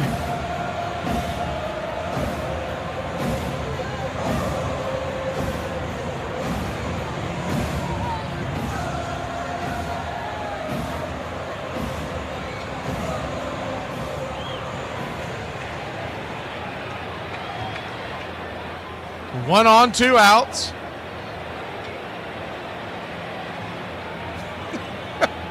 Braves beat writer just tweeted out, if you remember, Brandon Shoemake was traded from the Braves over to Chicago a few years ago. He said Shoemake would have had that. First pitch on the way is outside for a ball. It's 1-0. Brandon Shoemake could field. He was almost the carbon copy of Arcia. He could not hit.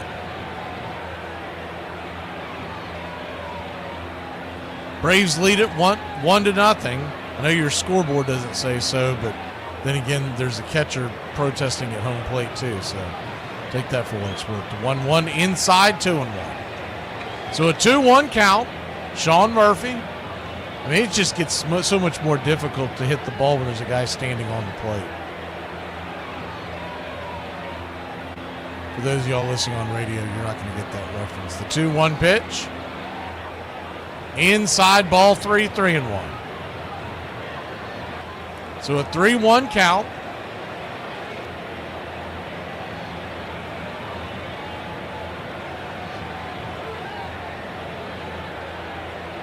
Runner at first, 2 outs. Flips it over to first, keep Ozzie close by.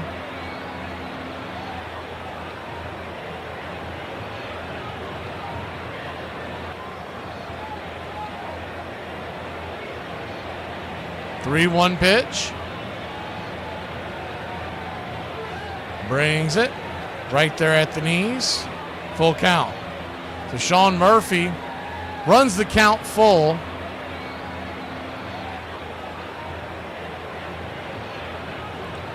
Which means Ozzie will be on the move with 2 outs at first. Anything that gets into the gap should score the whiz. The payoff pitch, swing and a miss, strike 3, and Murphy's woes continue. But the Braves do put one on the board via the E6, error on the White Sox, and we'll head to the 5th. Let's get this game in the books, y'all. It just really makes me sad. Like, it's 7 billion people in the world, and not everyone gets to experience how funny I am and how fat my ass is, you know? No, guys, don't do this. No, come on. This is crazy. Guys, we always do this. We veer wildly off topic, and the next thing you know, we're having some ridiculous argument that has nothing to do with what we're trying to solve. And then tempers flare. Exactly. We're talking about evolution all of a sudden, and then we're arguing about racism or whether or not ghouls exist or something. They do, though. No, they don't. No, they do. You've never seen them. Yes, I have seen them. Stop! We're off topic. When your woman is acting up, just tell her, less f***ing, more kitchen. Women love it when you rhyme. Super marriage tip. If you're getting ready to go out in public with your wife, ask her, would you please put on some makeup? This will help her understand that you are concerned with her appearance, and she will love you more for it. The best part of having a husband, you can tell him any secret, and he will not tell a living soul, because he wasn't listening to you in the first place. Bob Uecker in the Brewer booth. The arm is back. Here he comes. 1-2. Swing and a miss. Goodbye, Detroit. Hello, New York. Hi, Raleigh Fingers. What a job he is being mobbed by his teammates as the Brewers have come from behind today to beat Detroit by a score of 2-1. Oh, what a victory today for this Milwaukee Brewer Ball Club. Trailing 1-0 into the 8th inning. They have come back to win this game by a score of 2-1. Raleigh Fingers getting the final 2 men via the strikeout route, and Milwaukee will face New York for the American League Eastern Division Championship.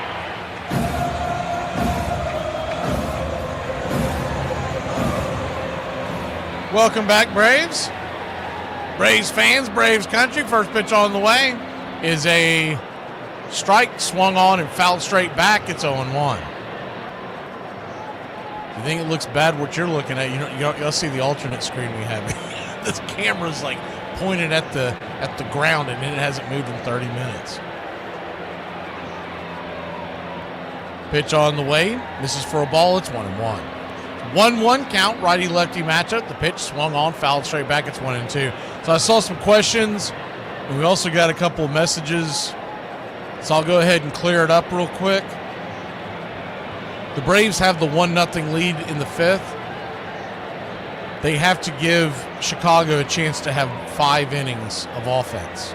If the Braves have the lead, it's a legal game, and they can shut it down, which would be ideal for Atlanta and Chicago, because I can tell you right now, the White Sox are so far out of it as the 1-2. Swing and a miss, strike 3. Got him with the splitter.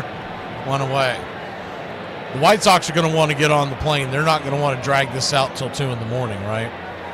And you would save your bullpen because you're off tomorrow too, so you could really reset if you're the Braves. In a perfect world, we get a couple more runs next inning, and then this game, if the rain comes, just gets called and they don't drag out, which I kind of expect would happen because of the 2 teams and their situation.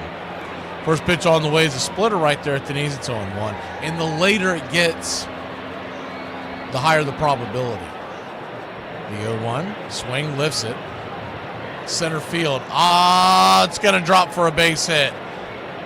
Michael Harris giving chase, but Luis Robert, for good reason, the defense is playing very deep, and he'll get on with a single with 1 out.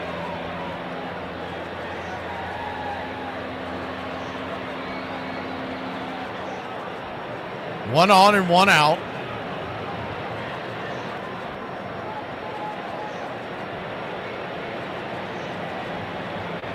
Infield back and to the right. First pitch on the way. Runner goes. Here comes the throw from Smurf. Oh, they got him. Smoke him if you got him, because they got him. Pretty good throw by Murphy, but a great tag by Allen. The ball was thrown up the line. Allen grabbed it and tapped Robert's ankle. 2 down. So now we're 1 out away from a official game. He did it again, though. Would he just hold the tag? I mean, come on, my man. You're young and spry. Lean into it and hold the tag. The 0-1, outside wide. 1-1. 1-1 count. Infield back into the left. Right there, 95 miles an hour. That was a strike, but it was a blown call once again by Gabe Morales. Kind of par for the course for that kid tonight. I say kid in jest. He's up there. The 2-1, sizzles it back. 2-2. We've seen him for as long as I've been doing Braves country. And he's consistently inconsistent. The 2-2 count. Swing and a miss, strike 3. It's an official game, and Wall Drop Gumdrop has a 6-pack of K's. Will return in a flash. Braves grab the bats and maybe their umbrellas. All these out here be like, I want to move to Montana and build a barn dominium and raise our kids and swing on our porch swing and drink coffee and cuddle in front of the wood stove. I'm bitch. I want that. No, do you hear me? I'm crazy, I'm tired, I worked hard at school. Okay? Alright, so what? You don't want me to mess with you tonight? No, I'm crazy, I'm tired, I worked hard at school. What's a 3-letter word that starts with gas? Gas. It's not gas. It's not a 3-letter word then if it starts with gas. It's a 3-letter word. It can't be if it starts with gas. Gas is 3 letters. You're not outsmarting me. What are some of your weaknesses? I'm too honest.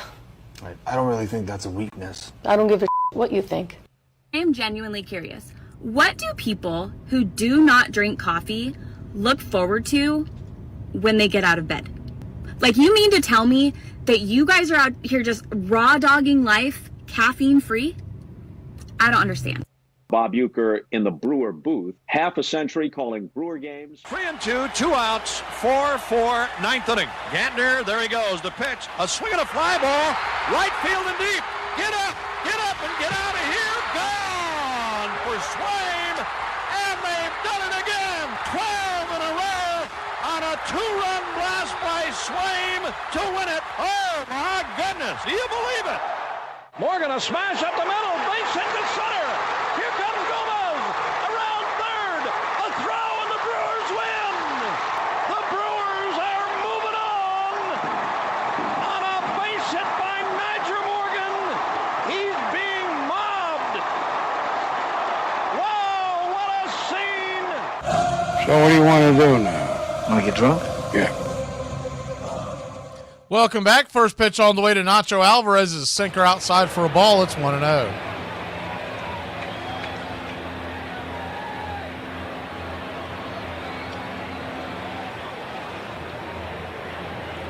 The 1-0 misses. Ball 2-0. Braves lead it 1-0.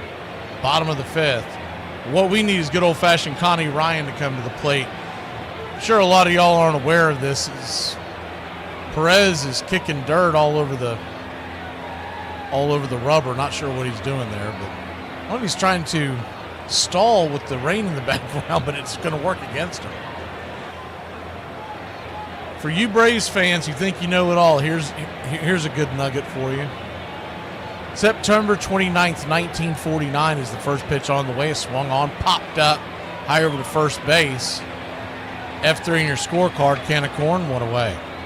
September 29th, 1949, second baseman of the then Boston Braves was ejected against the Brooklyn Dodgers for wearing a raincoat in the on-deck circle. Ryan was protesting the decision to play the second game of a doubleheader in the rain and muddy conditions at Braves Field. First pitch on the way to Allen is popped up.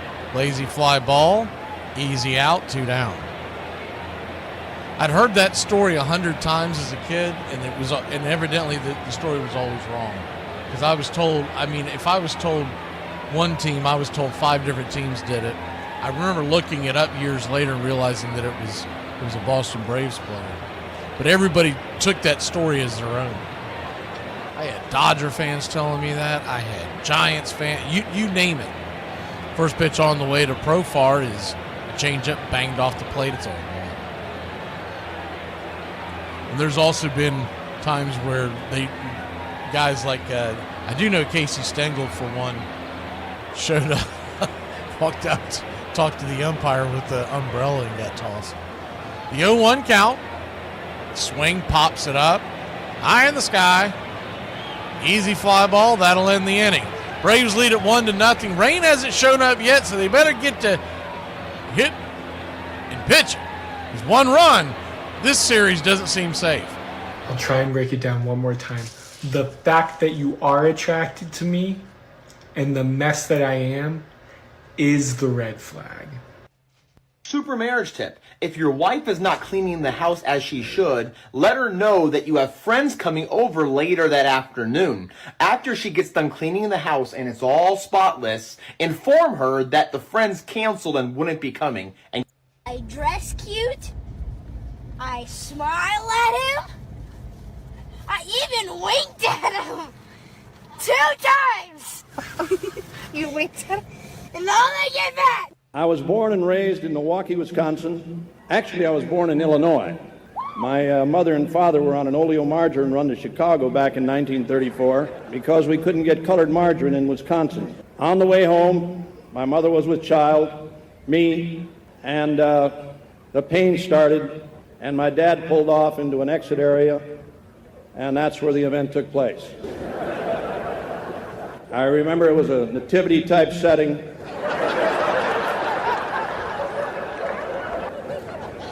And I was immediately wrapped in swaddling clothes and put in the back of a 37 Chevy without a heater. And that was the start of this Cinderella story that you're hearing today. I signed a very modest $3,000 bonus with the Braves in Milwaukee, which I'm sure a lot of you know. And my old man didn't have that kind of money to put out. But the Braves took it. And from there on, it was baseball. Starting with the Braves in Milwaukee, St. Louis, where I won the World's Championship for them in 1964, to the Philadelphia Phillies, and then back to the Braves in Atlanta, where I became Phil Necro's personal chaser. Look, I probably should have told you this before, but insanity runs in my family. Practically gallows. Welcome back. First pitch on the way from Waldrop is a curveball in the dirt. It's 1-0. 59 pitches in. Another impressive beginning to his start here by Hurston Waldrop. Left-handed batter Baldwin digs in. 86 high. 2-0.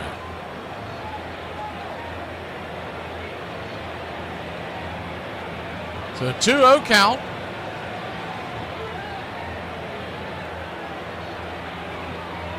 Swing and a miss, 2-1.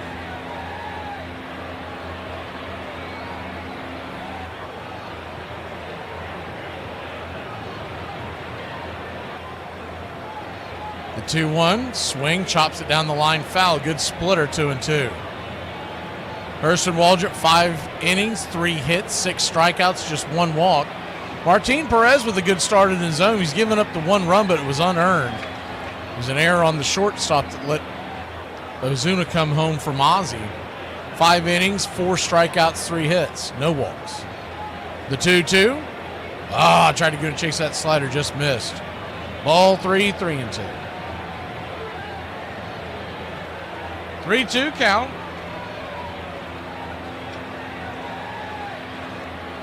Swing, lifts it high into center field. Making the catch is Michael Harris II, 1 away.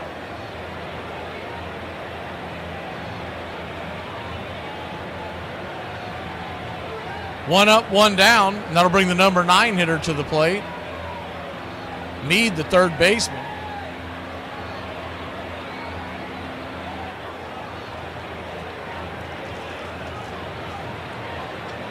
Righty-righty matchup. First pitch on the way. Swing, lifts it.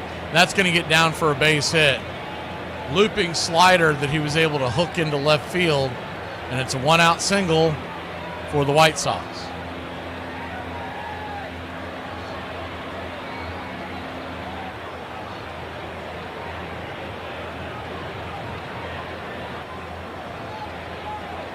One on, 1 out, double play depth for the Braves, but they are backing to the right.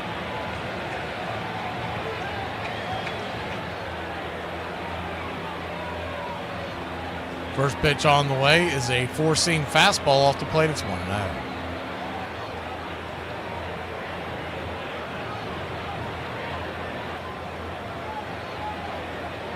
1-0. Swing, chops it foul. It's 1-1.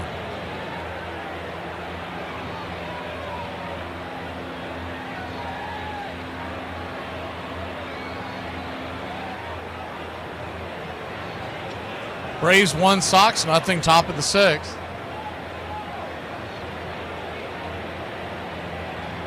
Pitch on the way, swing, and a miss. He took such a slow reaction to that. I thought he'd made contact and gone foul, but it was a swing and a miss. It's 1-2. You don't see that very often. 1-2 count. Timeout is called by Talkman. Batter getting their one timeout.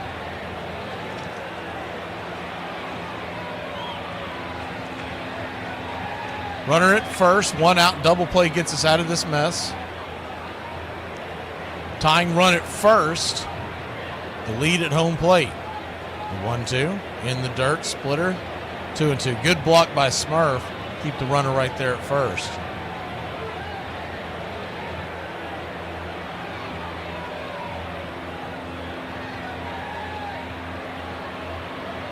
Two count. Talkman digging in. Waldrop looks into Smurf, the pitch. Swing, chops that one foul. We'll do it again. 2-2. Waldrop at 70 pitches, so he's still good on that front, even though he's had some long at bats these last couple of innings.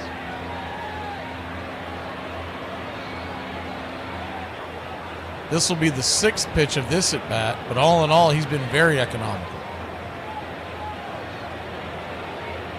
2-2. Splitter in the dirt, ball 3, 3-2. Now nibbling.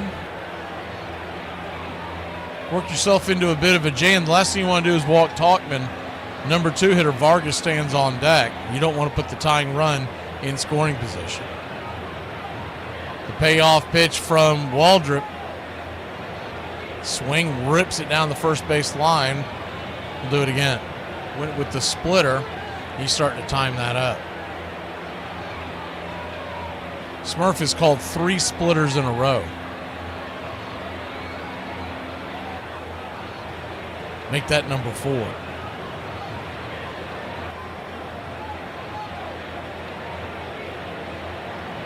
Payoff pitch.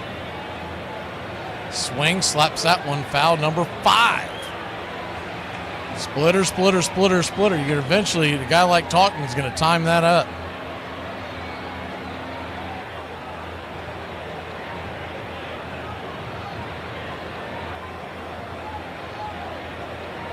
Payoff pitch. Whistles that back foul, the 4-seam fastball.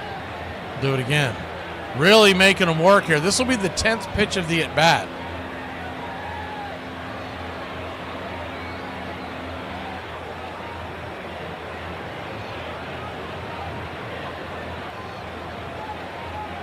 The lady trucker on the Dukes of Hazzard. The payoff pitch. Swing, chops it over to first, but foul. I don't even remember. Where do you remember there being a lady trucker on the Dukes of Hazzard? A lady loser.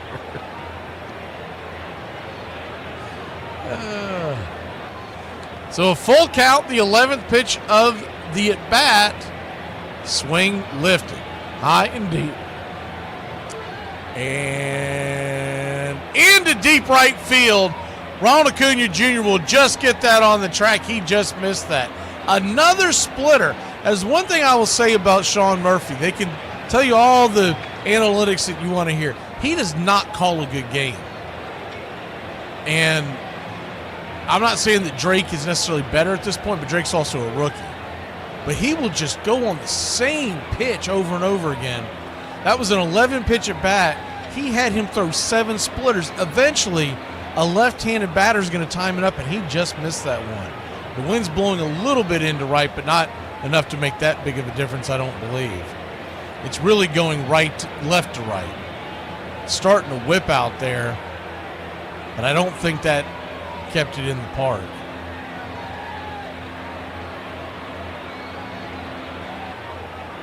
Yeah, but Daisy wasn't a trucker. Who are you talking about, a trucker on the Dukes of Hazzard? Was it like an episode or something?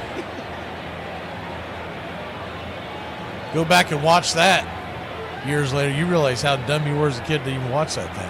First pitch on the way is a grounder over to third. Nacho Alvarez flips it to second. That is the second time he's done that tonight. He does not like throwing to first if he doesn't have to. We'll be back in a flash. Matt Olson, Acuna, Ozuna, oh my, we'll be back. All I'm saying is there are women all over the place that watch serial killer documentaries for fun and literally fall asleep to true crime murder podcasts because it helps them to relax. Super marriage tip. In order to show your wife that you are great in remembering details, let her know when her hair reminds you of your ex-girlfriend. She will be shocked at your amazing memory. During every player's career, there comes a time when you know that your services are no longer required, that you might be moving on, traded, sold, released, whatever it may be.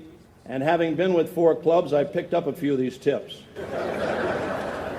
I remember Gene Mauch doing things to me at Philadelphia. I'd be sitting there and he'd say, grab a bat and stop this rally. Send me up there without a bat and tell me to try for a walk. Look down at the third base coach for a sign and have him turn his back on you. But you know what? Things like that never bothered me. I've set records that will never be equaled. 90% I hope are never printed. 200 lifetime batting average in the major leagues, which tied me with another sports great, averaging 200 or better for a 10-year period. Don Carter, one of our top bowlers. In 1967, I set a major league record for pass balls, and I did that without playing every game. There was a game, as a matter of fact, during that year when Phil Niekro's brother and he were pitching against each other in Atlanta. Their parents were sitting right behind home plate. I saw their folks more that day than they did the whole weekend. Let's talk about buttered sausage. Talk about buttered sausage, where it comes from, what it does. Why is it doing what it's doing? Get it out of my face. Welcome back, Matt Olson, the batter. Lefty-lefty matchup. First pitch on the way. Sinker inside for a ball. It's 1-0. Buddy of mine who still works out there in the Hamptons, an old chef that I used to work with years ago, he said he is the 1-0. In the dirt, 2-0. 2-0 count. Olson 0 for 2 at the ground out and a foul out.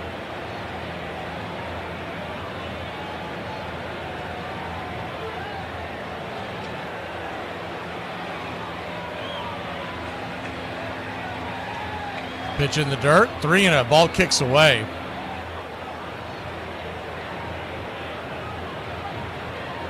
Perez at 72 pitches.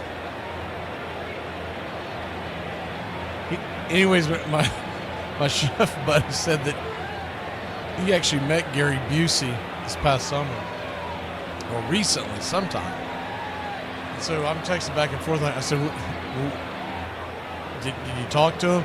And he set me up hook, line, and sinker. He goes, yeah, we talked all day about butter and sausage. There's a 3-0 right there for a strike, 3-1. The 3-1 count. Sinker up top. Full count. The payoff pitch. Swing and a miss, strike 3. Got him with that changeup. Those left-handers, you can book it. He gets 2 strikes on you, he is going to that changeup, and it's a good one. It just drops down and disappears. Him and Quintana could have been had on the cheap. And I don't know why in the world the Braves did not do anything to go and get these guys. I mean, you talk about veterans that could steer the ship. That'll be it for him. He must have been on a pitch limit, or they don't want the lineup to see the left-hander from the right side the third time through. We'll be back in a flash. Braves Sox 1-0 in the 6th. In this date, 1919, the longest hitting streak in professional baseball history ends at 69 games, when Joe Wilhoit is held hitless by the Tulsa Oilers in Western League action. The 33-year-old minor leaguer's phenomenal stretch, which started on June 14th and included 50 games with 2 or more hits, ends when the Wichita Jobbers outfielder compiling a batting average of .512 over that stretch, 153 hits in 299 at-bats. Wow. And why was he still stuck in the minor leagues? On this date in 1938, first baseman Lou Gehrig, the Iron Horse, hits his final grand slam of his career. The Yankees' rout of the Athletics at Shibe Park 11-3 with the first inning blast given up by Philadelphia right-hander Buck Ross extends the major league record for bases-loaded home runs to 23, a mark that will be surpassed by Alex Rodriguez after multiple incidents with PEDs. And on this date in 1948, the largest crowd to attend a night game sees Satchel Paige become the 4th consecutive Cleveland Indian to throw a shutout when he blanks the White Sox 1-0 at Cleveland's Municipal Stadium. Joining Gene Bearden, Sam Zoldak, and Bob Lemon helps the team establish a major league record, and that's your Braves Country Radio on this date in baseball history. Welcome back, Braves Country. Righty-righty matchup. Leisure coming back in to face Ron Acuna Jr. The first pitch on the way. High and out of the zone. It's 1-0.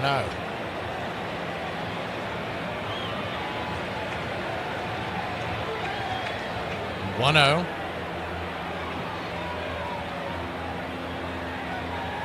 Kicks and fires. Swing. Rifles it back foul. 96 miles an hour. 1-1. Acuna drops his bat.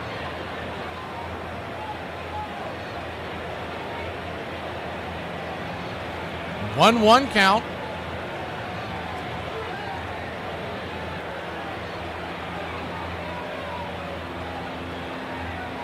Outside wide, 2-1. Braves lead 1-0 off an error. 2 outs in the inning, and Ozuna at third. Ozzie hit the ball to the shortstop. He booted it, Montgomery. And Ozuna came home to score. Other than that, it's been nothing doing. The 2-1 fouls are back 2-2. Considering the scoring of this series, you'd really like to get some insurance. Chicago has shown that they can put some runs on the board. The 2-2.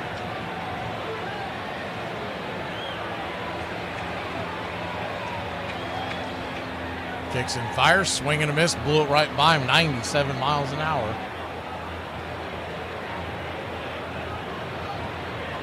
2 down.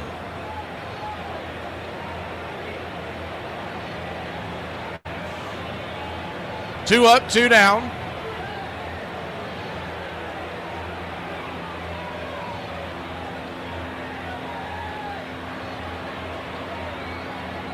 Marcell Ozuna, the batter. First pitch on the way, swing and a miss, slider, it's 0-1. He doubled in the 4th and then came home to score on that error.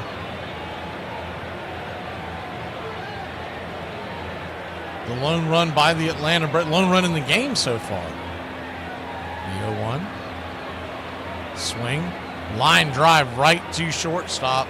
Montgomery, he didn't boot that one, and that'll end the inning. We'll go to the 7th inning. It's 1-0.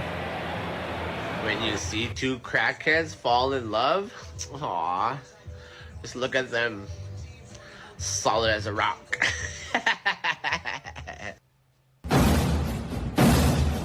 Hey Braves Country, I'm Mac McGee. Join us for Pitch by Pitch, Play by Play, the classic call of Braves Country Baseball. We're bringing you Atlanta Braves baseball all year long. That's Braves Country Radio, Pitch by Pitch, Play by Play, your home for the classic call of Braves Country Baseball. Hi, I'm Johnny Bench. Of course I love to play baseball. That's why I chose the profession.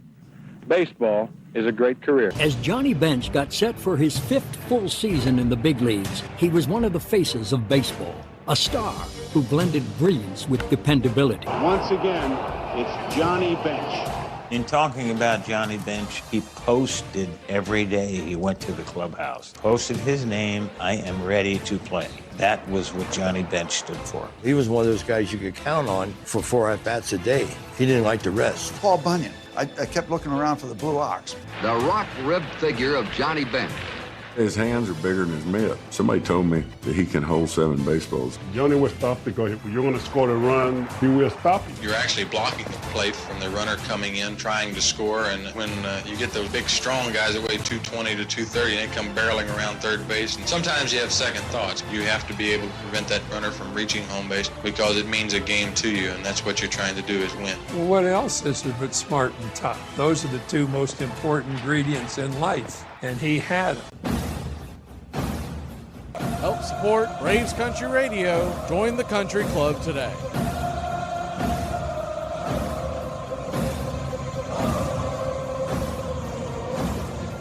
Welcome back. First pitch on the way from Waldrop is a curveball outside the teal. It's 1-0. Got to be careful here. The 1-0. Swing and a miss. 94 miles an hour. Blew it right by. 1-1. A little bit of mist coming down, not what you would consider rain. The 1-1 from Waldrop shows a bunt outside. 2-1. Pulls it back.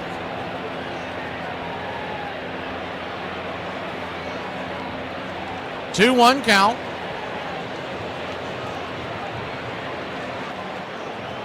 Swing, chops it over to first. Olson's on it, tosses it to Waldrop, and he is on the pillow.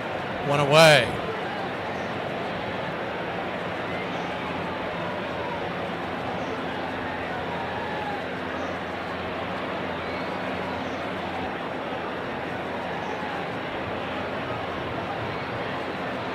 One up, one down, and Sosa the batter.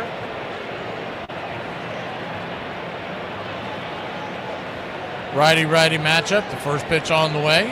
Swing, lifts it towards right field. Acuna on the run, and he is just going to run out of room as the ball ends up in between the wall and the tarps. Acuna sits on the tarps, pulls the ball out of the crevice that it got stuck in, and then tries to act like it was in his glove. The umpire basically said, "Hey, get the hell out of here." The 0-1. Outside wide 1-1. Baseball is still undefeated. You're not going to get that kind of stuff in football and basketball, hockey. I'm sorry. NASCAR, you name it. 1-1. Swing, chops it foul. 1-2. Addison have a birthday? Well, we got it now. Let's see if we can get the new one kicking. 1-2 count. Time is called. We'll wait till after this at bat.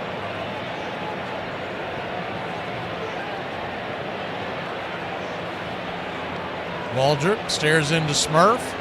The 1-2. Swing and a miss. Strike 3. Waldrop with 7 strikeouts. Happy birthday, Addison.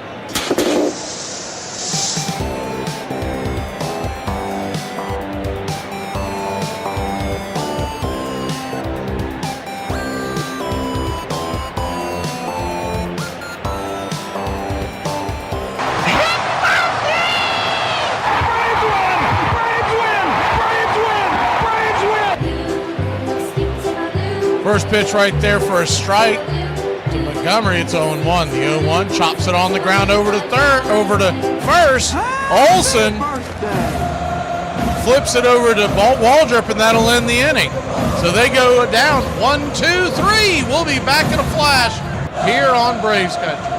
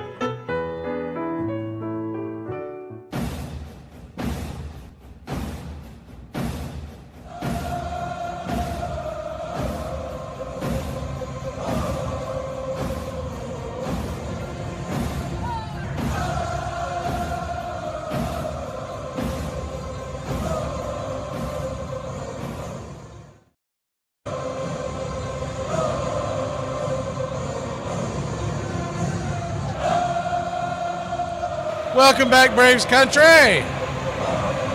Michael Harris II, Money Mike, coming to the plate. Righty lefty, first pitch on the way. P at the knees, 94 miles an hour. It's 0-1.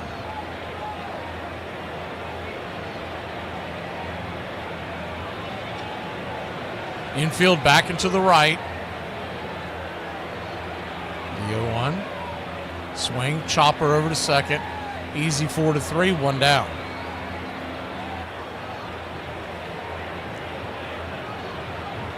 One up, one down.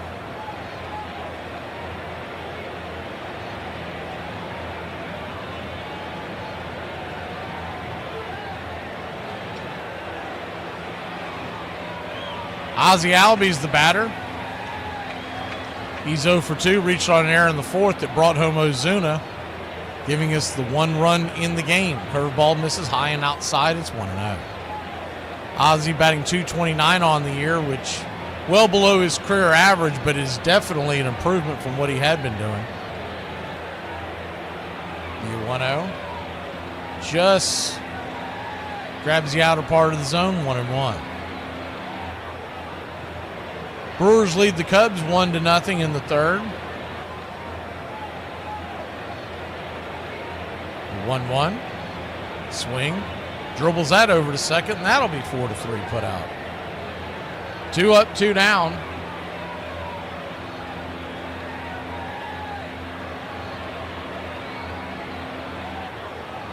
Sean Murphy will be the batter. Man, he is due. Just club one, Smurf. Let's get one out of the building.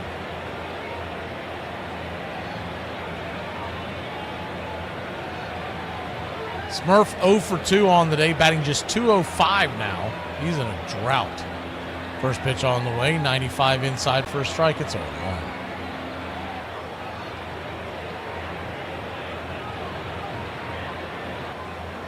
Out-of-town scoreboard looks like this. The Marlins lead the Cardinals 5-2 in Miami in the seventh, or 0-1. That was dribbled over to shortstop, and Smurf will go 0 for 3. 2 groundouts to short and a swinging strikeout. We'll be back in a flash.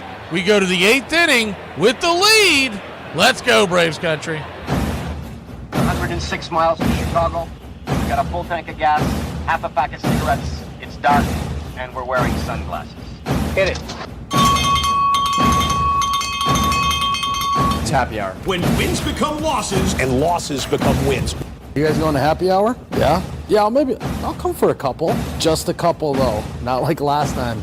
When buying a beer, don't make this mistake. Buying only one beer can cause a misalignment in your spine due to the uneven weight distribution. This can cause unnecessary back pain and potential spine issues. To prevent this, carry 2 beers, ensuring your body is balanced and proper health maintained. Okay. Let's get it! Hey! Have dinner ready? Put my pants on, one leg at a time. Guess what? I got a fever, and the only prescription is more. Ladies and gentlemen, we interrupt our program of dance music to bring you a special bulletin from the Intercontinental Radio News. You're in Braves country. Pregame. Salute. They're making it laws where you can't drink when you want to. Pretty soon we're going to be calling this country. Oh, yeah. For me and the Lord, we got to understand it. We're on a mission from God.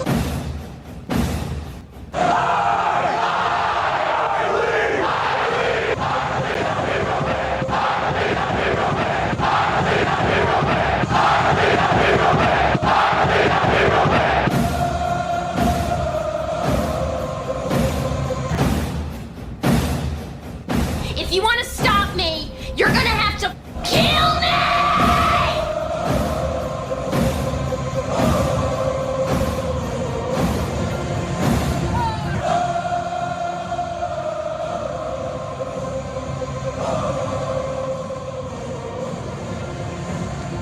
Welcome back.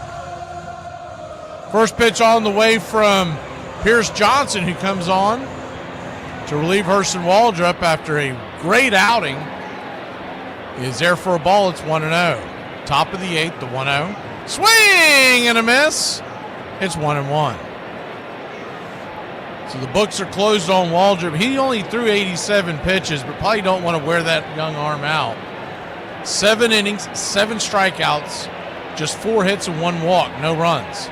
1-1, fouls it back, it's 1-2. Assuming the score stays the same, he'll get our game ball, that's for sure. Your out-of-town scoreboard as we continue. Washington leads the Mets as they head to the 8th in our nation's capital, 5-4. 1-2, misses high, 2-2. Yankees over the Rays 2-0 in Tampa. They're in the 6th. They're in Minneapolis, Minnesota tonight, and the Twins trail the A's 2-0 in the 5th. The 2-2 lifts it into right field. Cunha drifting over. He'll make the catch with that yellow and red glove. 1 away. Head over to Kansas City, Missouri to check in on the Royals and Rangers. Royals 3, Rangers 2 in the 4th. They're in Wrigley, and the Cubs have a 3-1 lead over the Brew Crew. Bottom of the 3rd. Dodgers and Rockies are scoreless in Denver in the 2nd. First pitch on the way is a curveball right there for a strike. It's 0-1. Later on tonight, you got the Reds at the Angels. Giants at the Padres. Game's already in the books. It's the 0-1. High and out of the zone. 1-1. Game's already in the books tonight. Pirates 2-1 over the Blue Jays in Pittsburgh. Phillies were in at home against the Mariners. Man, they clubbed the Mariners. 11-2. 1-1. Swing. Banked it down the line, foul. Do it again. We have to face the Mariners in September. You know, they're a good baseball team. They don't tend to play well on the road, especially when they go east. So hopefully that continues. Tigers 7, Astros 2. That's a final. And the Diamondbacks walk off the Guardians 3-2. The 1-2 lifts into left field, making the running catch is the jerk store for out number 2. Pro far, pro good. He is a wild ride out there in left field, but he's growing on me. I know everyone gave a lot of hate for him because of the PEDs, and I understand that part of it. But, he has got a great personality. He's always smiling. Very Ozzy Albies-like. He's been hitting the ball well. And though he's a little bit of a liability in left field, most left fielders are. The 0-1 count. Swing and a miss. It's 0-2. Good curveball.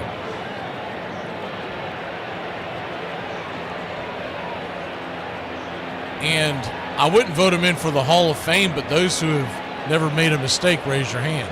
The 0-2. Check swing foul. We'll do it again.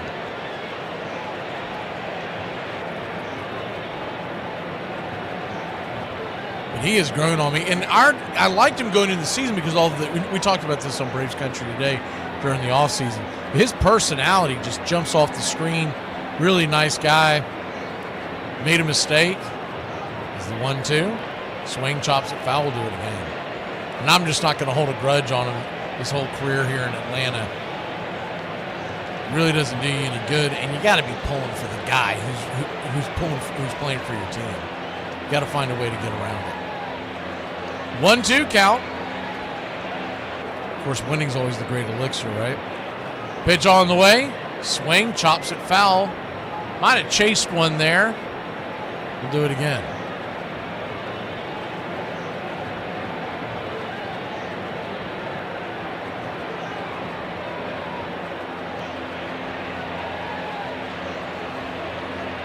One-two count. In the dirt, 2-2. And if you go by his story, he didn't realize he was taking something. I don't know if I believe that. I feel like they're all going to say that. He did pass a number of drug tests last year, so,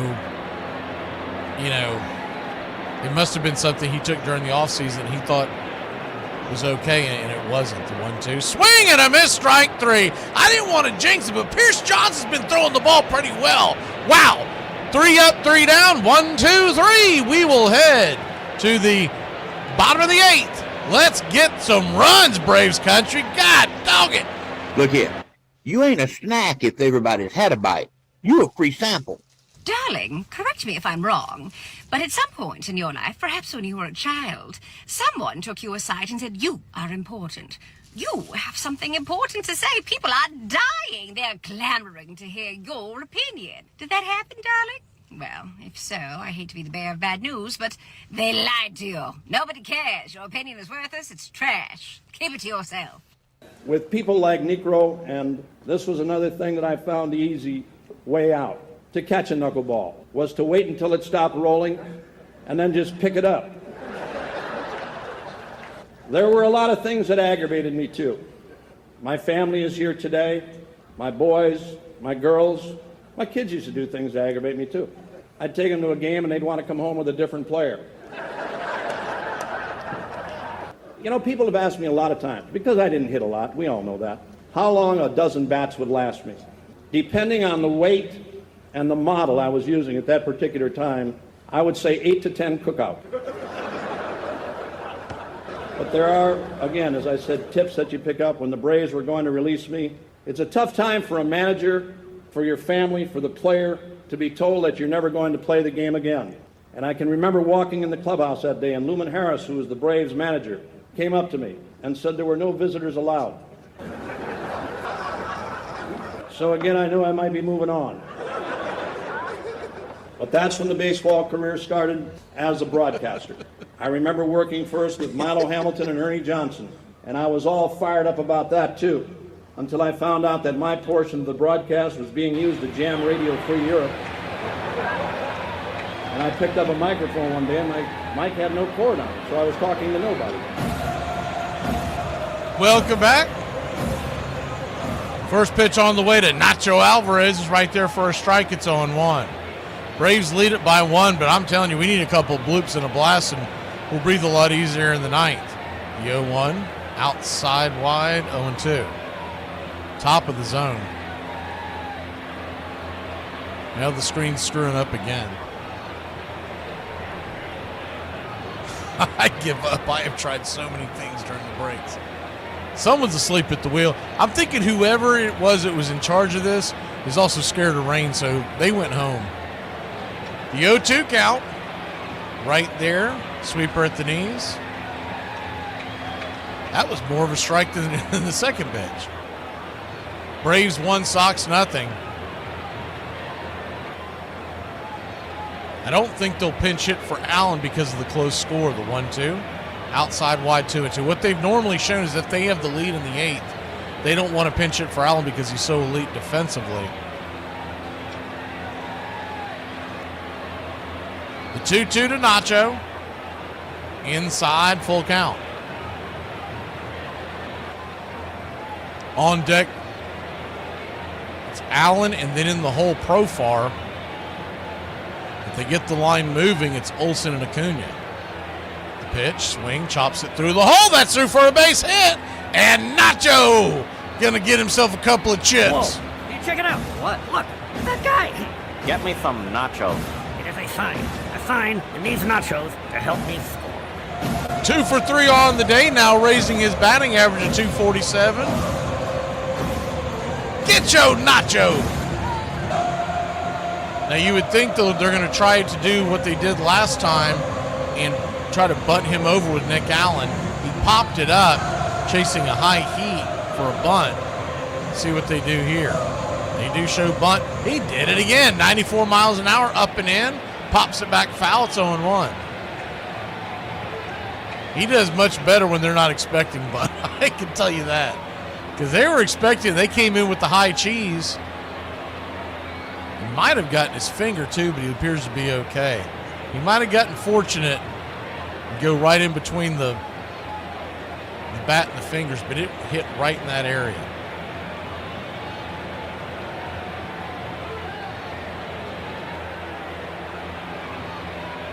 The 0-1 count, turns it over to first.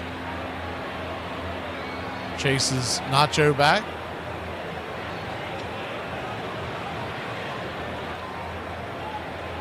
We put it on our other monitor and the 3D got stuck in the sky. All you saw was a clouds. So I give up the 0-1. Chops it foul back behind home plate. It's 0-2.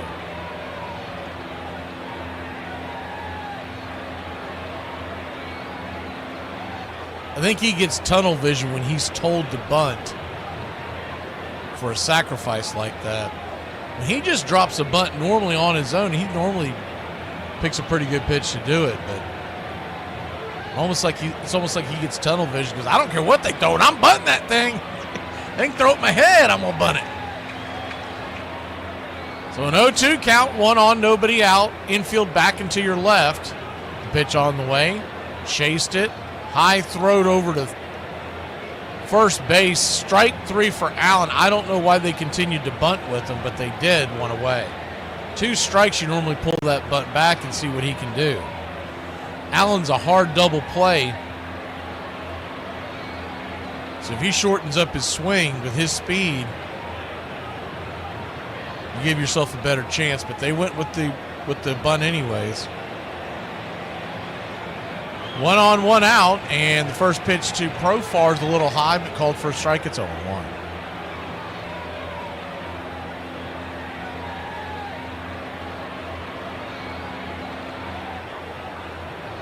The 0-1. Down and away.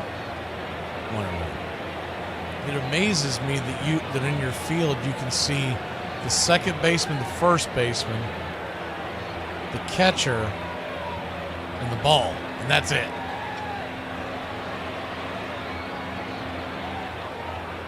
Raul Iglesias is warming up in the pen. We get some runs here in the 8th, we won't have to use him. The 1-1. Swing, chops it over towards second. It's going to be a tough play, 4-3, but he's got it. 2 down. Sosa to Vargas and up to second base will go Nacho. So Matt Olson coming to the plate. Looks like they're going to make a move probably for the left-hander. We'll be back in a flash here on Braves Country. Braves looking for some insurance when we return. Foreigners! I f***ing hate foreigners. It's such bull. Like they don't know how to tip. Oh, they know. Oh, yeah, they f***ing know. I don't know why you have to get dressed before me. Leave me alone. You know good and well that I'm trying to enjoy my bacon and eggs. you haven't got bacon and eggs. You reckon? Super marriage tip. When your wife makes a mistake, consistently remind her about it. She will be grateful for you for bringing it up on a consistent basis as a means to help her better herself. But you know, of all the things that I've done, this has always been number one, baseball. The commercials, the films, the television series. I could never wait for everything to get over to get back to baseball. And to all of you baseball fans around America and any place else, for your letters, your thoughts, your kindness for all of these years. It's been a great run, but number one has always been baseball for me. No matter what else I ever did, baseball was the only way I wanted to go. I thank you very much for your attention today. Thank you for having me, and congratulations to everybody here. Thank you very much, everybody. Thank you.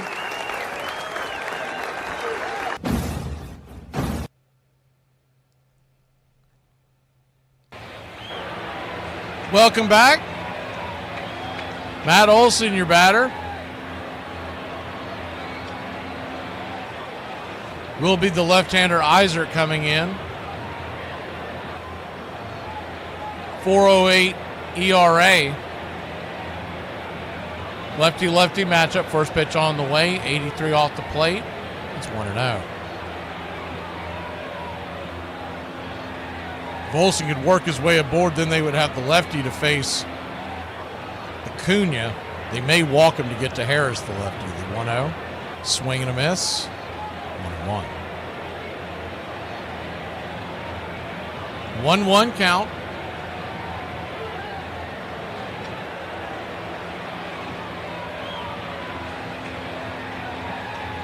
Pitch on the way, swing, fouls it away. It's 0-2.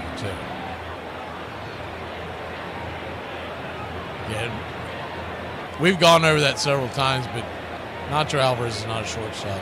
He doesn't have the range. Be great if he was, but I mean, his offense isn't that much better than Allen's, to be honest. If you look at their numbers, he's hitting for a higher batting average now, but he was below him a week ago.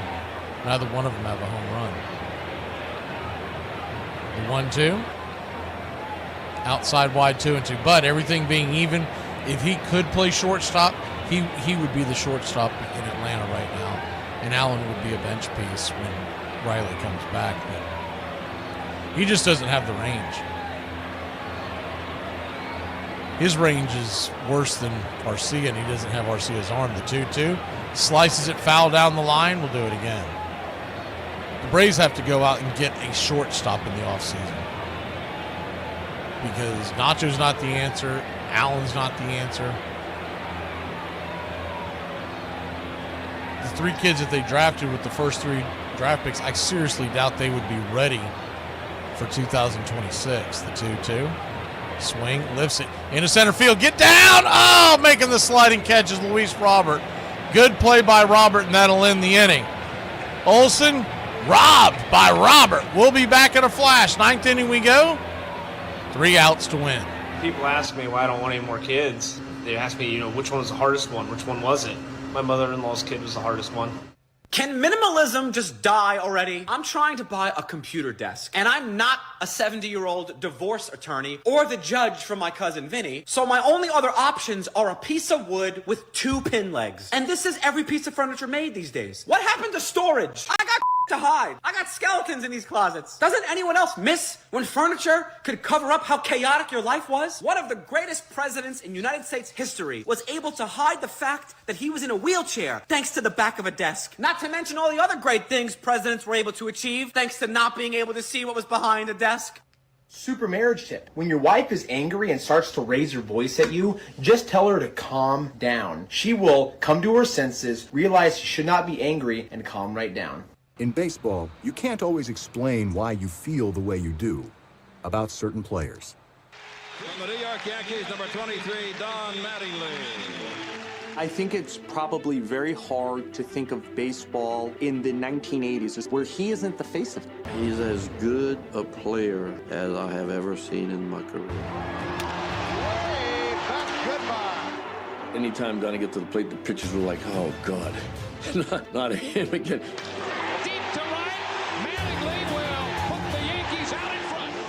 You saw a person who turned himself into as great a first baseman as there was in that era. Well, one of the reasons I won 2 Gold Gloves in New York was because of Don Mattingly. That's why he is a Gold Glove first baseman. We just called him Donnie Baseball because he was what baseball personified. The way he carried himself, the way he comported himself. Appreciate it. Good luck. It just seemed perfect. I mean, the whole package, the eye black. Players suck. They're entitled.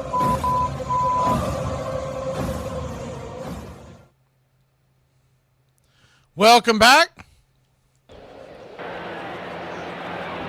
Raziel Iglesias will come on. He's dropped his ERA to 3.93. And considering it was well north of 6 at one point, that's not nothing. First pitch on the way to Cuero is a swing and a strike as it fouls back. It's 0-1.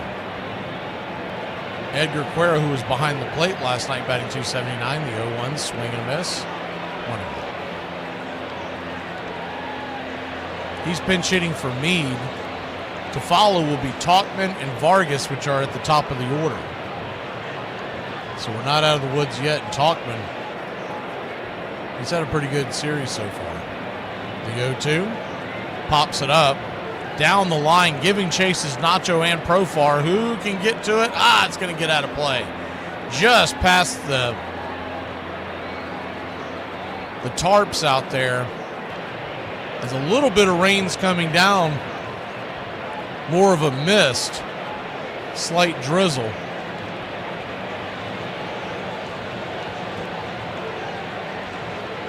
Infield is now back into the right on an overshift, the 0-2.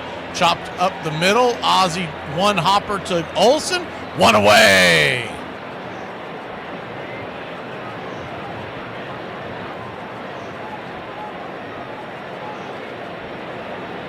One down. I know who doesn't get the game ball tonight. It's whoever's running that 3D. I still haven't gotten Travis Darnold off that plate.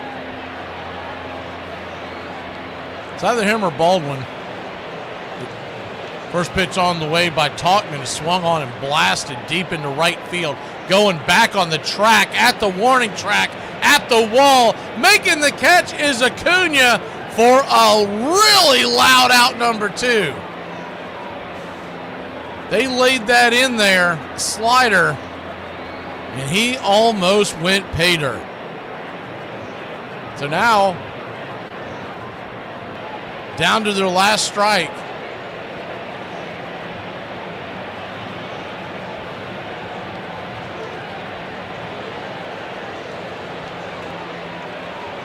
First pitch, or last out, first pitch on the way is a sinker, high and out of the, swung on and fouled straight back. It's 0-1.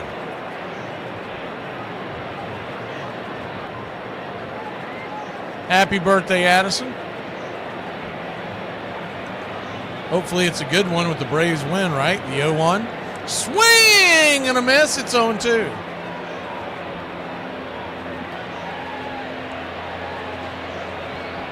(0-2) count.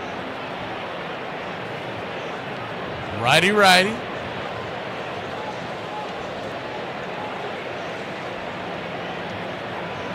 Braves off tomorrow, back at it on Friday night. The 0-2, swing and a miss, strike 3. Braves win. Your Atlanta Braves win. They keep saying we're dead. If you want to stop me, you're going to have to kill me!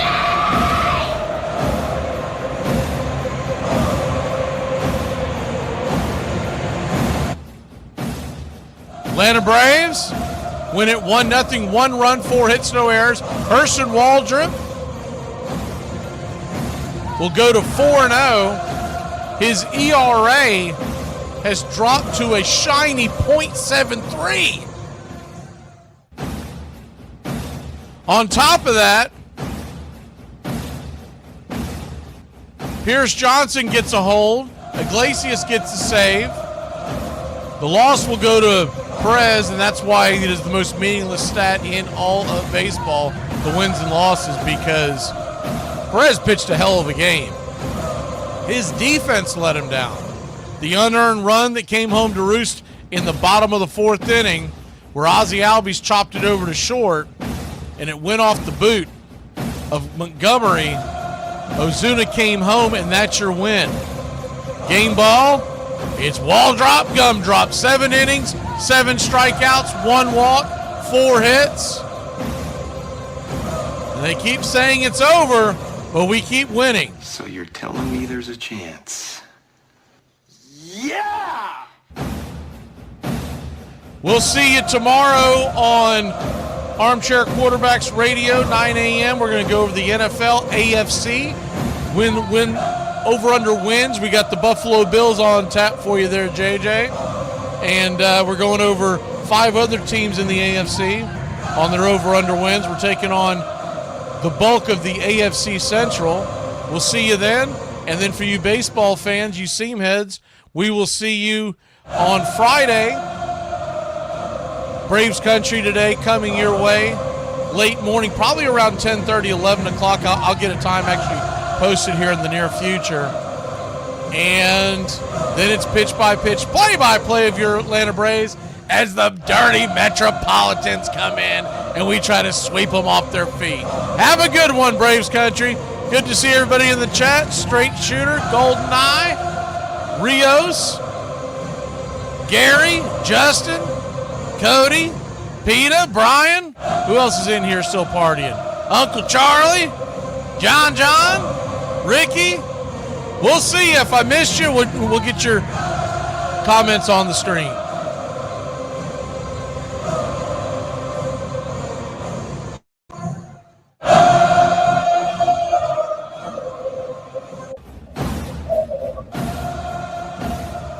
There's something kind of about a kid that's never played baseball. It is the American game. That's just what it is. And actually, I can feel like I'm 15 when I'm talking baseball. I'm watching baseball. This is it. It does this. It can do this to any. It brings you back.